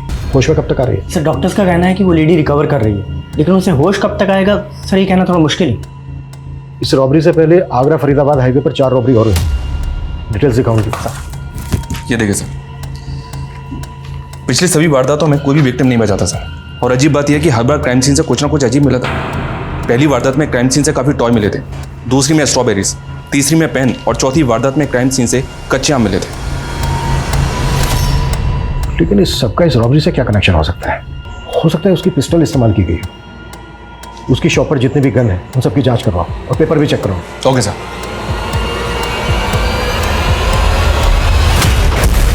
नाज़ा जिंदा हो गई? कोई नशा तो नहीं किया तूने? होश उड़ गए थे मेरे, अपनी आंखों से उसे जिंदा देख के आ रही हूँ। अरे ऐसा कैसे हो सकता है? उसकी लाश को मैंने खुद ठिकाने लगाया था।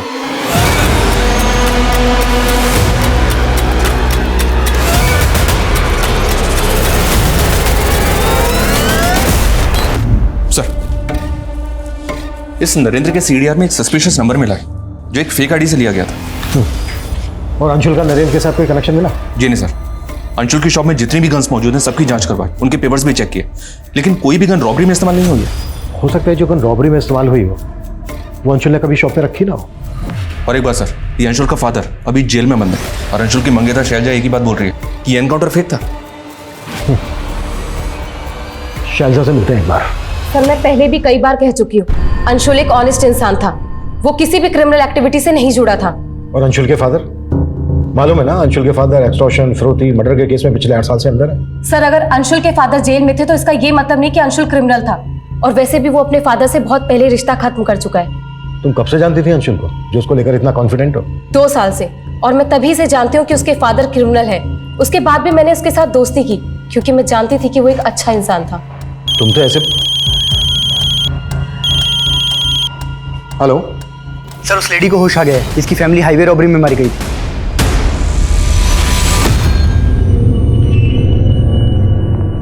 अच्छा लता जी, जब ये सब हुआ तो उस वक्त रॉबर्ट्स के साथ ये लोग भी थे? मैंने उनका चेहरा नहीं देखा, उनका चेहरा ढका हुआ था सिवाय 2 पुलिस वालों के। पुलिस वाले? हाँ सर, 2 पुलिस वाले थे। उन्होंने ही हमारी गाड़ी रुकवाई। जैसे ही गाड़ी रुकी कुछ लोग फिर पीछे से आए, उनके चेहरे ढके हुए थे। अच्छा लता जी, वो जो 2 पुलिस वाले थे वो दिखते कैसे थे? उनके नाम क्या थे? नेम प्लेट देखी थी आपने उनकी? मैंने ठीक से नहीं देखा। क्राइम सीन पर कुछ कच्चे आम बिखरे हुए थे, आप कुछ उनके बारे में बता सकती हैं? वो कैसे आए? आज से के कुछ दूरी पहले ही हमने एक बच्ची से वो कच्चे आम खरीदे थे। सर, वो बच्ची हमारी गाड़ी के नीचे आते बाल बाल बची थी, इसलिए हम उस बच्ची पर दया खाकर वो सारे कच्चे आम खरीद लिए थे। लता जी, ये जो बच्ची थी जिससे आपने आम खरीदे, ये क्राइम सीन से कितनी दूर पहले मिली थी आपको? सर, लगभग 500 मीटर पहले। इस वारदात से पहले जिन वारदातों में क्राइम सीन से पेन, टॉय, स्ट्रॉबेरी मिले हैं, हो सकता है वो किसी हॉकर ने विक्टिम्स को बेचे हो या फिर शायद इसी बच्ची ने बेचे हो। मतलब सर, आप कहना चाहते हैं वो बच्ची क्रिमिनल से जुड़ी हो सकती है? बिल्कुल, हो सकता है वो बच्ची क्रिमिनल्स के लिए रेकी करती हो और फिर वो क्रिमिनल्स को सिग्नल देती हो लूट और मर्डर करने के लिए। वैसे भी उस बच्ची को क्राइम सीन से लगभग 500 मीटर पहले ही देखा गया है। उस बच्ची से हमें क्रिमिनल्स की लीड मिल सकती है। एक काम करो, लता से उस बच्ची का स्केच बनवाओ।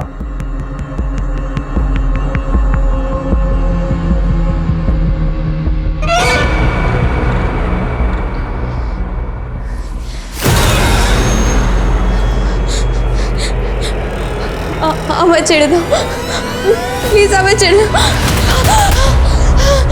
सर, उस विक्टिम लता ने जिस लड़की के बारे में बताया था, उसका स्केच रेडी है सर। ये स्केच अपने सारे खबरी और आसपास के थानों में सर्कुलेट करो। जल्द से जल्द इस लड़की की पहचान पता करो। Okay sir.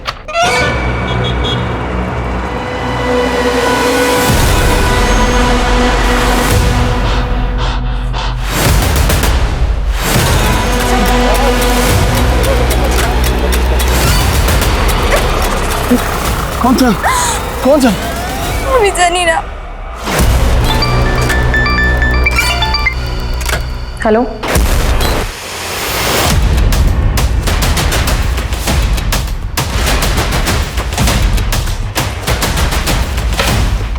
जी बोलिए। सर, आज एक अननोन नंबर से मुझे धमकी भरा फोन आया और वो बोल रहा था कि अंशुल क्रिमिनल था और क्रिमिनल ही रहेगा। तुम उसकी इंसाफ की लड़ाई लड़ना बंद करो, समझी? सर, ये वो नंबर है जिससे मुझे कॉल आ रहा था।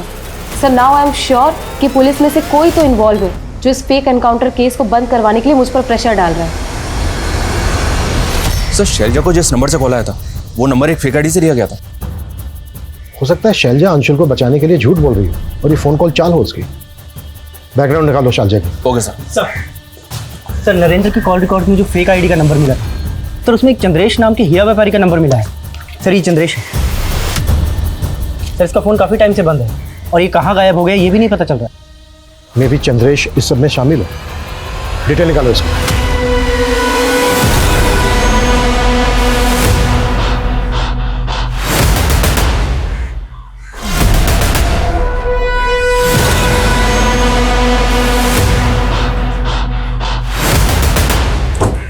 हाँ सर, इस लड़की को अक्सर मैंने एक बूढ़ा आदमी के साथ देखा है। वो वहीं पे सामान बेचा करती थी। बूढ़ा आदमी? हाँ सर। अच्छा, उसका कुछ एड्रेस वगैरह पता है? नहीं सर। अच्छा, तुम उस आदमी का स्केच बनवा सकते हो जिसे तुमने इस लड़की के साथ देखा? तू रुक, मैं देखता हूँ।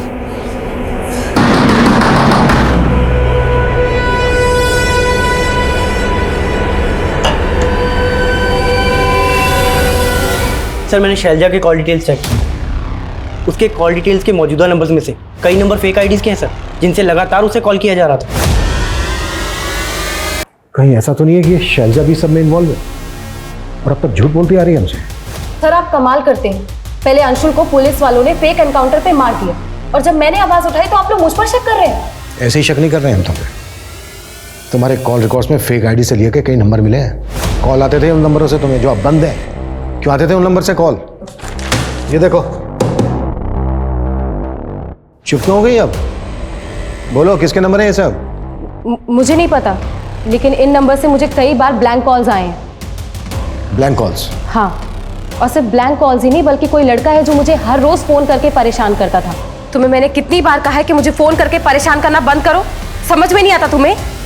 और सिर्फ कॉल ही नहीं करता था, बल्कि आए दिन मेरे घर के सामने गिफ्ट्स और लेटर्स छोड़कर जाता था। तो तुम ये कह रही हो कि ये सारे नंबर किसी सिरफिरे आशिक के, जो तुम्हें कॉल करके परेशान करता था, तुम्हें गिफ्ट देता था, लेटर देता था, लेकिन तुम्हारा रॉबर्ट्स के साथ कोई ताल्लुक नहीं है, जिनके साथ अंशुल का किसी भी क्रिमिनल के साथ कोई लेना देना नहीं है सर, और ना ही मेरा।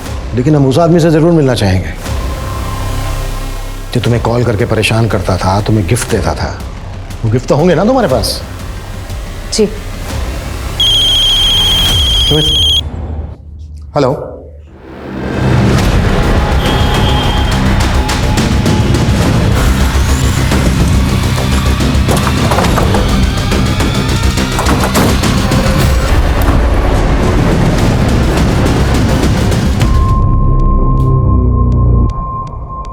सर ये कंफर्म है, ये वही आदमी है जो कैरी बेचने वाले उस बच्ची के साथ रह रहा था। मनीष, बच्ची को ढूंढो, यहीं कहीं होनी चाहिए। सर। स्लाइड सर, पकड़ चेक करो।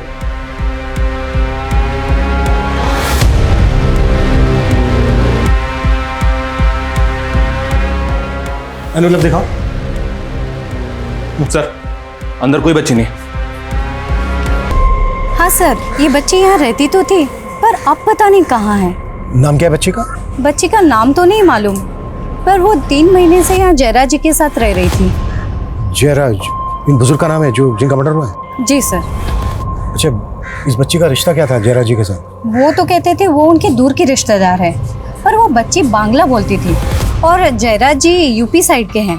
अब ये हमें नहीं मालूम कि उन दोनों में क्या रिश्ता था। जयराज जी का कोई रिश्तेदार, फैमिली वाला? नहीं सर, वो तो यहाँ अकेले रहा करते थे। आप लोगों में से कोई जानते हैं उनके किसी रिश्तेदार को? अच्छा, जयराज जी से यहाँ कोई मिलने आता जाता था? जी सर, 2 लोग अक्सर यहाँ आते रहते थे, पर हम उन्हें नहीं जानते। दिखते कैसे थे वो? स्केच बनवा सकते हो उनका? अब इतना ध्यान नहीं है सर। एक ऐसी बच्ची जो हमारी सस्पेक्ट है, ऐसी जगह से गायब है जहाँ पर एक बुजुर्ग का मर्डर हुआ है। पता करो बच्ची के बारे में। और बुजुर्ग से जैसे बंगला में लिखा हुआ एक लेटर मिलता है, जिसके एनवेलप पे अधूरा एड्रेस है। लेटर को ट्रांसलेट करवाओ। ओके सर, ये वो गिफ्ट्स हैं जो कोई लड़का मुझे भेजा करता था। आखिर ये सब इन्वेस्टिगेट करके आप लोग साबित क्या करना चाहते हैं? हम लोग कुछ साबित नहीं करना चाहते, साबित आप करना चाहती हैं कि अंशुल उन रॉबर्स के साथ इन्वॉल्व नहीं था। लेकिन हम आपकी बातों पर भरोसा क्यों करें? ये बात मुझे पहले से ही पता है, लेकिन आप लोग इस केस को कोई गलत मोड़ देने की सोचना भी मत। और पुलिस वालों ने मेरे अंशुल का फेक एनकाउंटर किया है, और ये बात मैं 1000 बार चीख चीख कर कहती रहूंगी। ये चिट्ठी बंगला भाषा में किसी खुशबू रानी के नाम पर लिखी गई है, और इस चिट्ठी में लिखा है कि उसकी अम्मी उसके खतों का जवाब नहीं दे रही है, ना ही उसको फरीदाबाद से आकर लेकर जा रही है। सर, कहीं इसका मतलब ये तो नहीं कि ये जयराज उस बच्ची को अपने साथ जबरदस्ती रख रहा था? अब तक हम मानकर चल रहे हैं कि ये बच्ची हाइबर रोबर्ट्स के लिए रेकी करती थी, इसलिए हमारे लिए पता लगाना बेहद जरूरी है कि बच्ची इस वक्त कहाँ पर है। इस लेटर पे एड्रेस लिखा गया है खुशबू रानी गली गांधाई चांदपुर। प्रॉपर एड्रेस नहीं है, लेकिन लेटर पढ़ने के बाद ऐसा लगता है कि इस बच्ची ने पहले भी बहुत सारे लेटर्स लिखे हैं। एक काम करो, पोस्ट ऑफिस में जाके पता करो कि फरीदाबाद से गली गांधाई चांदपुर के लिए पहले भी लेटर पोस्ट हुए हैं क्या। हो सकता है वहाँ से प्रॉपर एड्रेस मिल जाए। Okay sir. और हाँ, एक काम और करो, इस बच्ची का स्केच बंगाल और आसपास के राज्यों में सर्कुलेट करो, अखबारों में भी डलवाओ, शायद उस बच्ची को पहचानने वाला कोई आदमी सामने आए। Okay sir.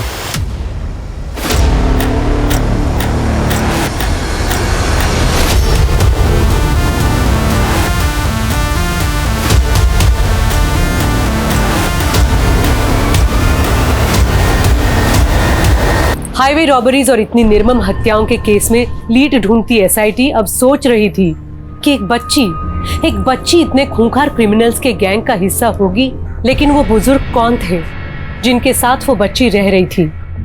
उस बुजुर्ग की हत्या किसने की थी? और वो लोग कौन थे जिन्होंने उस बच्ची को पहले भी मारने की कोशिश की थी? और आखिर एक रिटायर्ड मजिस्ट्रेट का उस बच्ची से क्या वास्ता था जो उस बच्ची का स्केच अखबार में देख के वो चौंक गए थे? उस बच्ची की जिंदगी कई उतार चढ़ाव से गुजरी थी।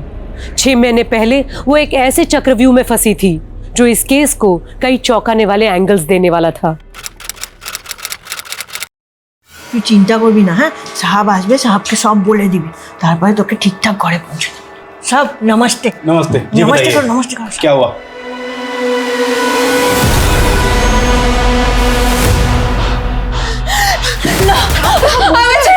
पकड़ पकड़। क्या हुआ इस बच्चे को? और ये कौन है बच्ची? साहब ये ना मेरे दुकान के बाहर ही खड़ी थी और रो रही थी।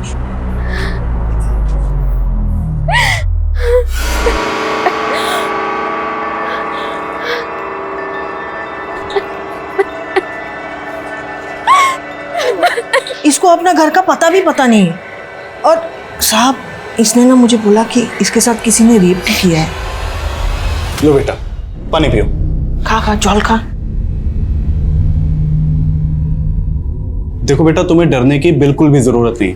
तुम्हारे साथ जिसने भी गलत किया है हमें उसके बारे में बताओ। साहब इसे हिंदी नहीं समझती, बंगाल की किसी जगह से है। इसे तो इसका एड्रेस भी याद नहीं है, लेकिन इसने मुझे कहा है सब कि इसका रेप हुआ है। पहले हम बच्ची का मेडिकल करवाते हैं। जानवी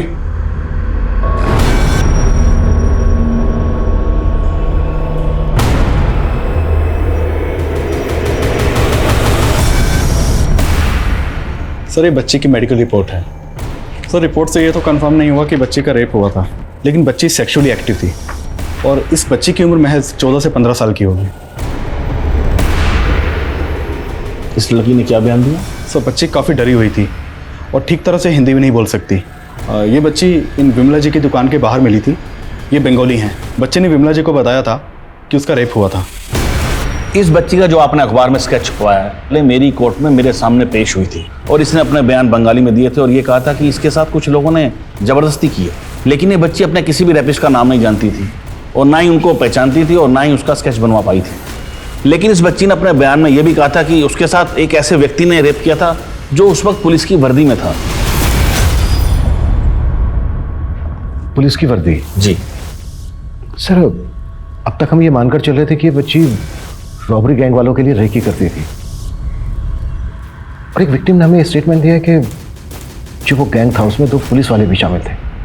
सर आपको कुछ अंदाजा है कि बच्ची उस गैंग तक कैसे पहुंची होगी? कुछ बताया था इसने? ऐसा तो मैं कुछ नहीं जानता, लेकिन ये बच्ची उस वक्त कुछ नहीं बोल पा रही थी, इसलिए मैंने इसे एनजीओ में रखने का ऑर्डर दिया था। हाँ सर, 3 महीने पहले ये बच्ची हमारे एनजीओ में ही थी। तो फिर 3 महीने पहले बच्ची यहाँ से गई कहाँ? उसकी मौसी आई थी उसे यहाँ से लेके जाने के लिए, करीबन 3 महीने पहले।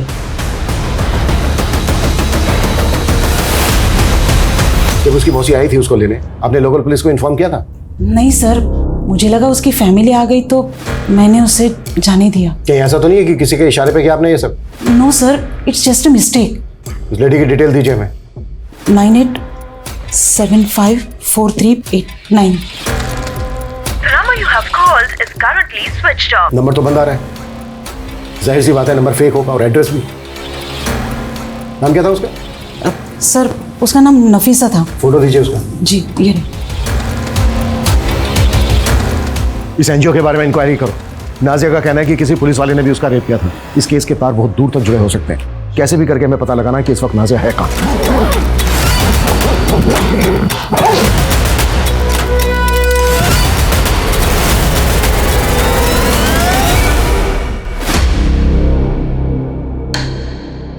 सर ऐसी कई फुटेजेस हैं जिनमें ये आदमी शैलजा का पीछा करते हुए दिखाई दे रहा है, लेकिन सर किसी भी फुटेज में इस आदमी का चेहरा क्लियर नहीं है।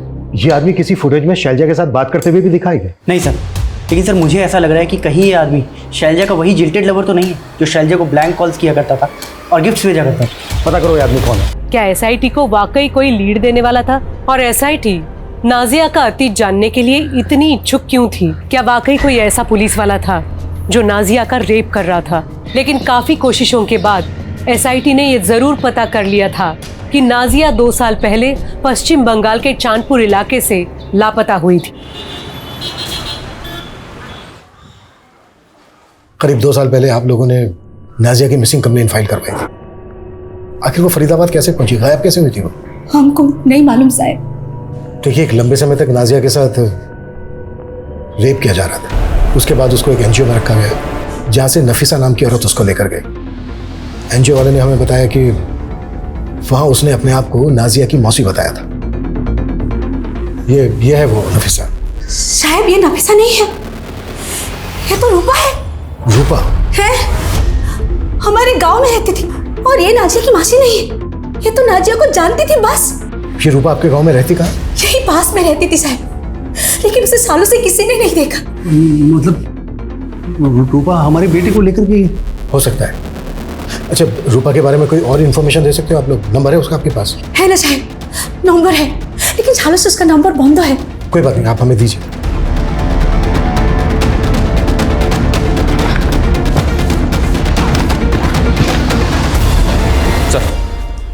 सर रूपा के पुराने नंबर की सीडीआर चेक की तो एक चौंकाने वाली बात पता चली। इसके कॉल रिकॉर्ड्स में कई पिम्स के नंबर हैं जो अभी इनएक्टिव हो चुके हैं। रूपा के कॉल रिकॉर्ड्स में जितने भी पिम्स के नंबर हैं उन सब की डिटेल निकालो। हो सकता है वहां से हमें रूपा के बारे में लीड मिले। जी सर। मनीष, ये बच्ची नाजिया खुद एक रेप विक्टिम है और एक हाईवे रोबरी के केस में आके अटक गई है। इस नाजिया की तलाश ने इस केस को बुरी तरह से उलझा दिया सर। समझ में नहीं आ रहा कि इस केस का डायरेक्शन क्या होगा। इस केस का डायरेक्शन चाहे जो भी हो, पर इस बच्ची को ढूंढने की इच्छा मेरी बढ़ती जा रही है। सिर्फ इसलिए नहीं कि ये मैं हाईवे रॉबरी गैंग की लीड दे सकती है, बल्कि इसलिए कि बच्ची दलदल में जाके फंस गई है और मुझे लगता है इस बच्ची को उस दलदल से निकालना बेहद जरूरी है। सर मैंने शैलजा और अंशुल दोनों की पिछले 2 सालों की कई बातें पता की हैं सर। ये शैलजा अपने पेरेंट्स के साथ कानपुर में रहा करती, जहां उसे एक रिश्ता आया था, जिस रिश्ते को शैलजा ने बिना लड़के को देखे ठुकरा दिया था। हाँ, लेकिन इस सब का हमारे कैसे क्या कनेक्शन? कनेक्शन है सब, क्योंकि इंस्पेक्टर भोजराज कानपुर बैच का है और शैलजा ने जिस रिश्ते को ठुकराया था वो और किसी का नहीं, इंस्पेक्टर भोजराज का ही था। ये एक महज इत्तेफाक है कि मेरे घर वालों ने मेरी शादी 2 साल पहले शैलजा के साथ फिक्स कर दी थी। जब मैंने अंशुल को अरेस्ट किया मुझे नहीं पता था कि शैलजा उसकी मंगेतर है। लेकिन एक पुलिस वाले होकर तुम एक लड़की को स्टॉक कर रहे थे, ब्लैंक कॉल और गिफ्ट देकर उसे परेशान कर रहे थे। ये जितनी बातें आप कह रहे हैं कि मैं ऐसा कर रहा था, इसका कोई प्रूफ है आपके पास या फिर ऐसे ही बस? प्रूफ तो हमारे पास इस बात का भी नहीं है कि अंशुल मेहता का रॉबरी गैंग से कोई ताल्लुक था। तुम्हारे पास है कोई प्रूफ? सब खेल था तुम्हारा। अब तुम अपना क्या मान रहे हो या मनवाए हम? सर मैं मानता हूं, मैं उन रॉबर से गहने खरीदता था, लेकिन वो कौन है सर मैं नहीं जानता। वो मेरा फोन पे उनसे कांटेक्ट होता था, गहने लेकर आते थे, मुझसे पैसे ले जाते थे और जो बंदा आता था वो मुंह ढक कर आता था सर। देख, अगर तुझे इस रॉबरी केस से बचना है तो तुझे कहना होगा कि अंशुल मेहता नाम का एक आदमी है जो तेरे कांटेक्ट में है और वो उन रॉबर्स में से एक है। मुझे पता था कि नरेंद्र के जरिए मैं उन रॉबर्स तक नहीं पहुंच सकता, लेकिन अंशुल को अगर रास्ते से हटा दिया तो मैं शैलजा की जिंदगी में दोबारा वापस जरूर आ सकता हूँ। मैंने ही नरेंद्र को कहा था कि अंशुल का नाम ले, उसके बदले कोर्ट ले जाते वक्त मैं उसे भागने में मदद करूंगा।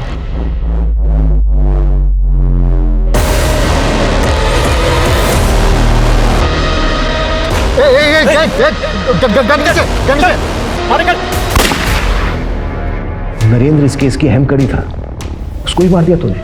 कैसा पुलिस वाला है तू? इस वर्दी का अपमान किया है तूने। भोजराज के स्टेटमेंट से यह तो साफ है कि नरेंद्र तोमर रॉबरी गैंग से जुड़ा था। इसके सीडीआर में एक फेक आईडी का एक नंबर मिला था, जिसमें हमें एक और हीरा व्यापारी चंद्रेश का नंबर मिला। इस चंद्रेश को मैंने ढूंढने के लिए कहा था। क्या अपडेट है इसकी? सर खबरियों को इसकी तलाश में लगाया। खबरियों को तलाश में लगाया, बस हो गया? कैसे भी करके चंद्रेश मुझे अंदर चाहिए। और रूपा को कैसे ढूंढ रहे हो तुम लोग? और रूपा की कॉन्टैक्ट लिस्ट में जितने भी पिम्प थे उनकी क्या अपडेट है? सर उसकी भी तलाश जारी है। सर मैं नाजिया मिसिंग केस में बेंगलोर पुलिस की इन्वेस्टिगेशन को स्टडी कर रहा था। उस केस में एक एंगल ऐसा था जिसको बेंगलोर पुलिस ने इन्वेस्टिगेट किया ही नहीं था। कैसा एंगल?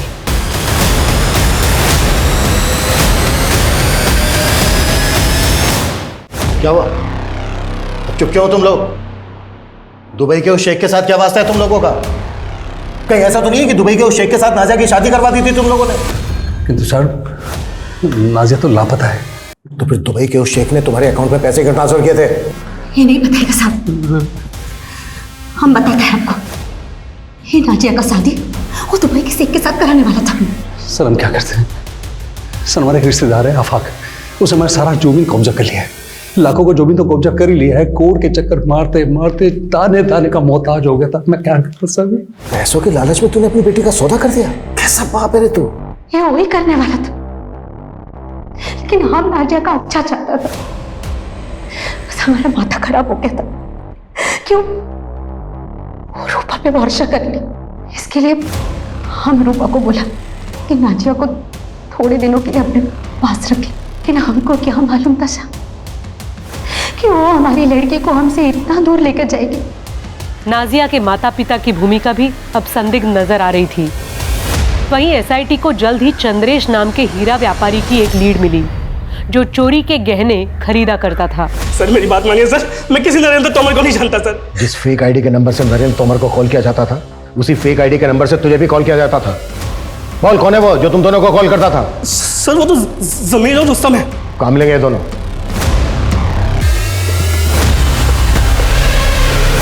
पकड़ो सबको।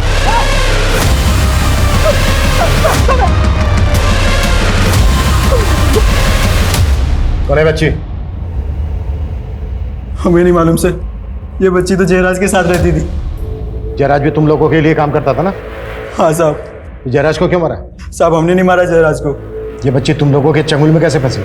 करीब 3 महीने पहले हम डकैती करके जंगल से गुजर रहे थे, तभी हमने देखा कि एक बैग में से किसी का हाथ बाहर निकला हुआ था। जयराज हमारे लिए रेकी का काम करता था, जिसमें वो इस बच्ची को भी इस्तेमाल करने लगा। तुम लोग पुलिस की वर्दी पहनकर हाईवे पे कार रुकवाते थे, फिर उसमें मौजूद सभी लोगों को लूटते थे और फिर उनको मार देते थे। हमें पता चला है कि कोई पुलिस की वर्दी वाला आदमी उसका रेप करता था। तुम में से ही था ना कोई? कौन था? नहीं साहब, हमने बच्ची का रेप कभी नहीं किया, लेकिन साहब हमने उसे झांसा दिया था कि बंगाल से उसकी फैमिली को ढूंढ निकालेंगे, इसीलिए साहब वो हमारे साथ काम करती थी। साहब जिस रूपा के बारे में आपने पता करने के लिए कहा था, उसके बारे में पता चल गया। ये रूपा पहले खुद का धंधा करती थी, बाद में मेरे आदमी ने पता किया तो पता चला इसका कोई दलाल था, जाकिर नाम का। एक बात और पता चली, जाकिर किसी का खबरी भी था। किसका खबरी था? अभी तक तो पता नहीं चला है, लेकिन शायद किसी पुलिस वाले का है। तेरे पास जाकिर का कोई फोटो है? हाँ सर। अगर ये जाकिर किसी पुलिस वाले का खबरी था तो जाहिर सी बात है वो यही पुलिस वाला होगा जिसने नाजिया का रेप किया। सर ये जाकिर किस पुलिस वाले का खबरी था, ये पता लगाना थोड़ा मुश्किल तो हो सकता है। हाँ लेकिन कैसे? सब पिंटू खबरी का फोन आया था, जाकिर की एक लीड मिली। जाकिर का उस्मानपुर के एक जुए के अड्डे पे काफी आना जाना, और वो आज फिर से वहाँ आने वाला। गाड़ी निकलो। सब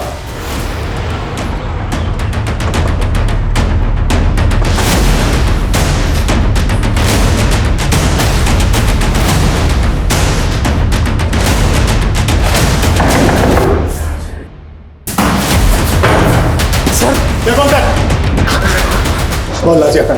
सर बोल। सर बताता हूँ सर। अरे हाँ, चिंता क्यों कर रहे हैं आप? अरे बेफिक्र रहिए, बस हो जाएगा काम आपका। हाँ अरे निश्चिंत तो थाको तुम्हें, काम हो जाएगा बिल्कुल। हाँ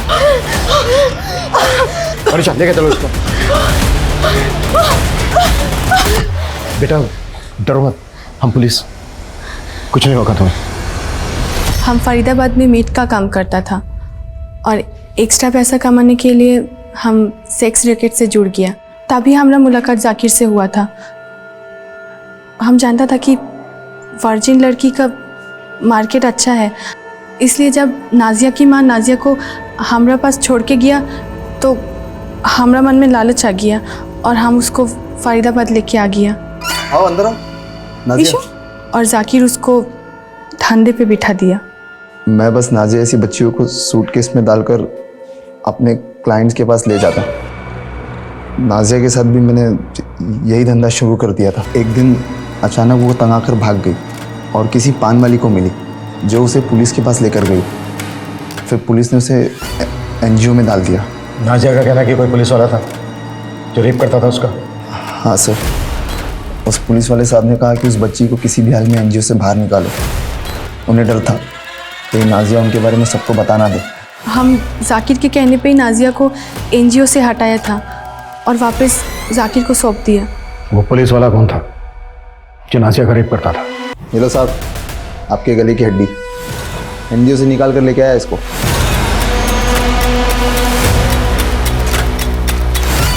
लेकिन मुझे नहीं पता था कि वो जिंदा थी। वो तो 3 महीने बाद अचानक रूपा ने उसको एक बूढ़े आदमी के साथ देखा, तो मैंने ये बात साहब को बताई।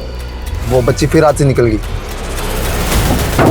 फिर मैं उस बुड्ढे को मारकर नाजिया को अपने साथ उठा लाया। साहब ने कहा कि नाजिया को मार दो, लेकिन मैंने सोचा अगर मारना ही है तो क्यों ना कुछ और पैसे कमा लूँ उससे, इसलिए अब तक मैंने उसको ज़िंदा रखा था।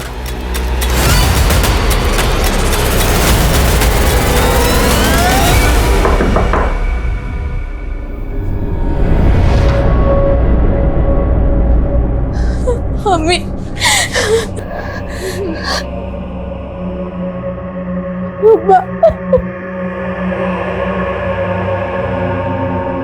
मुझे नहीं पता कि नाजिया का फ्यूचर अब क्या होगा, कैसा होगा,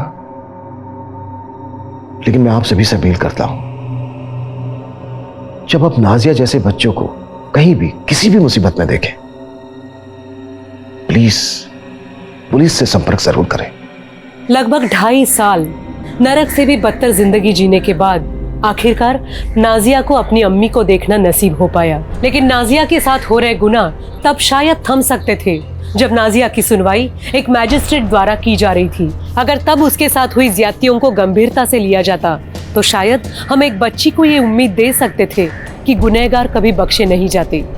लेकिन इंसाफ में हुई देरी ने उसे और भी गहरे घाव दिए। ये बेहद ही अफसोसजनक है कि न्याय की दहलीज पे पहुंचने के बावजूद भी कई विक्टिम्स को अक्सर न्याय नहीं मिलता और कई बार सुनवाई में ही इतना वक्त बीत जाता है कि इंसाफ का कोई मायना ही नहीं रह जाता। इस विषय पे वाकई विचार होना जरूरी है। आप जानते हैं कि हम इस वक्त कोविड-19 की चुनौतियों से लड़ रहे हैं।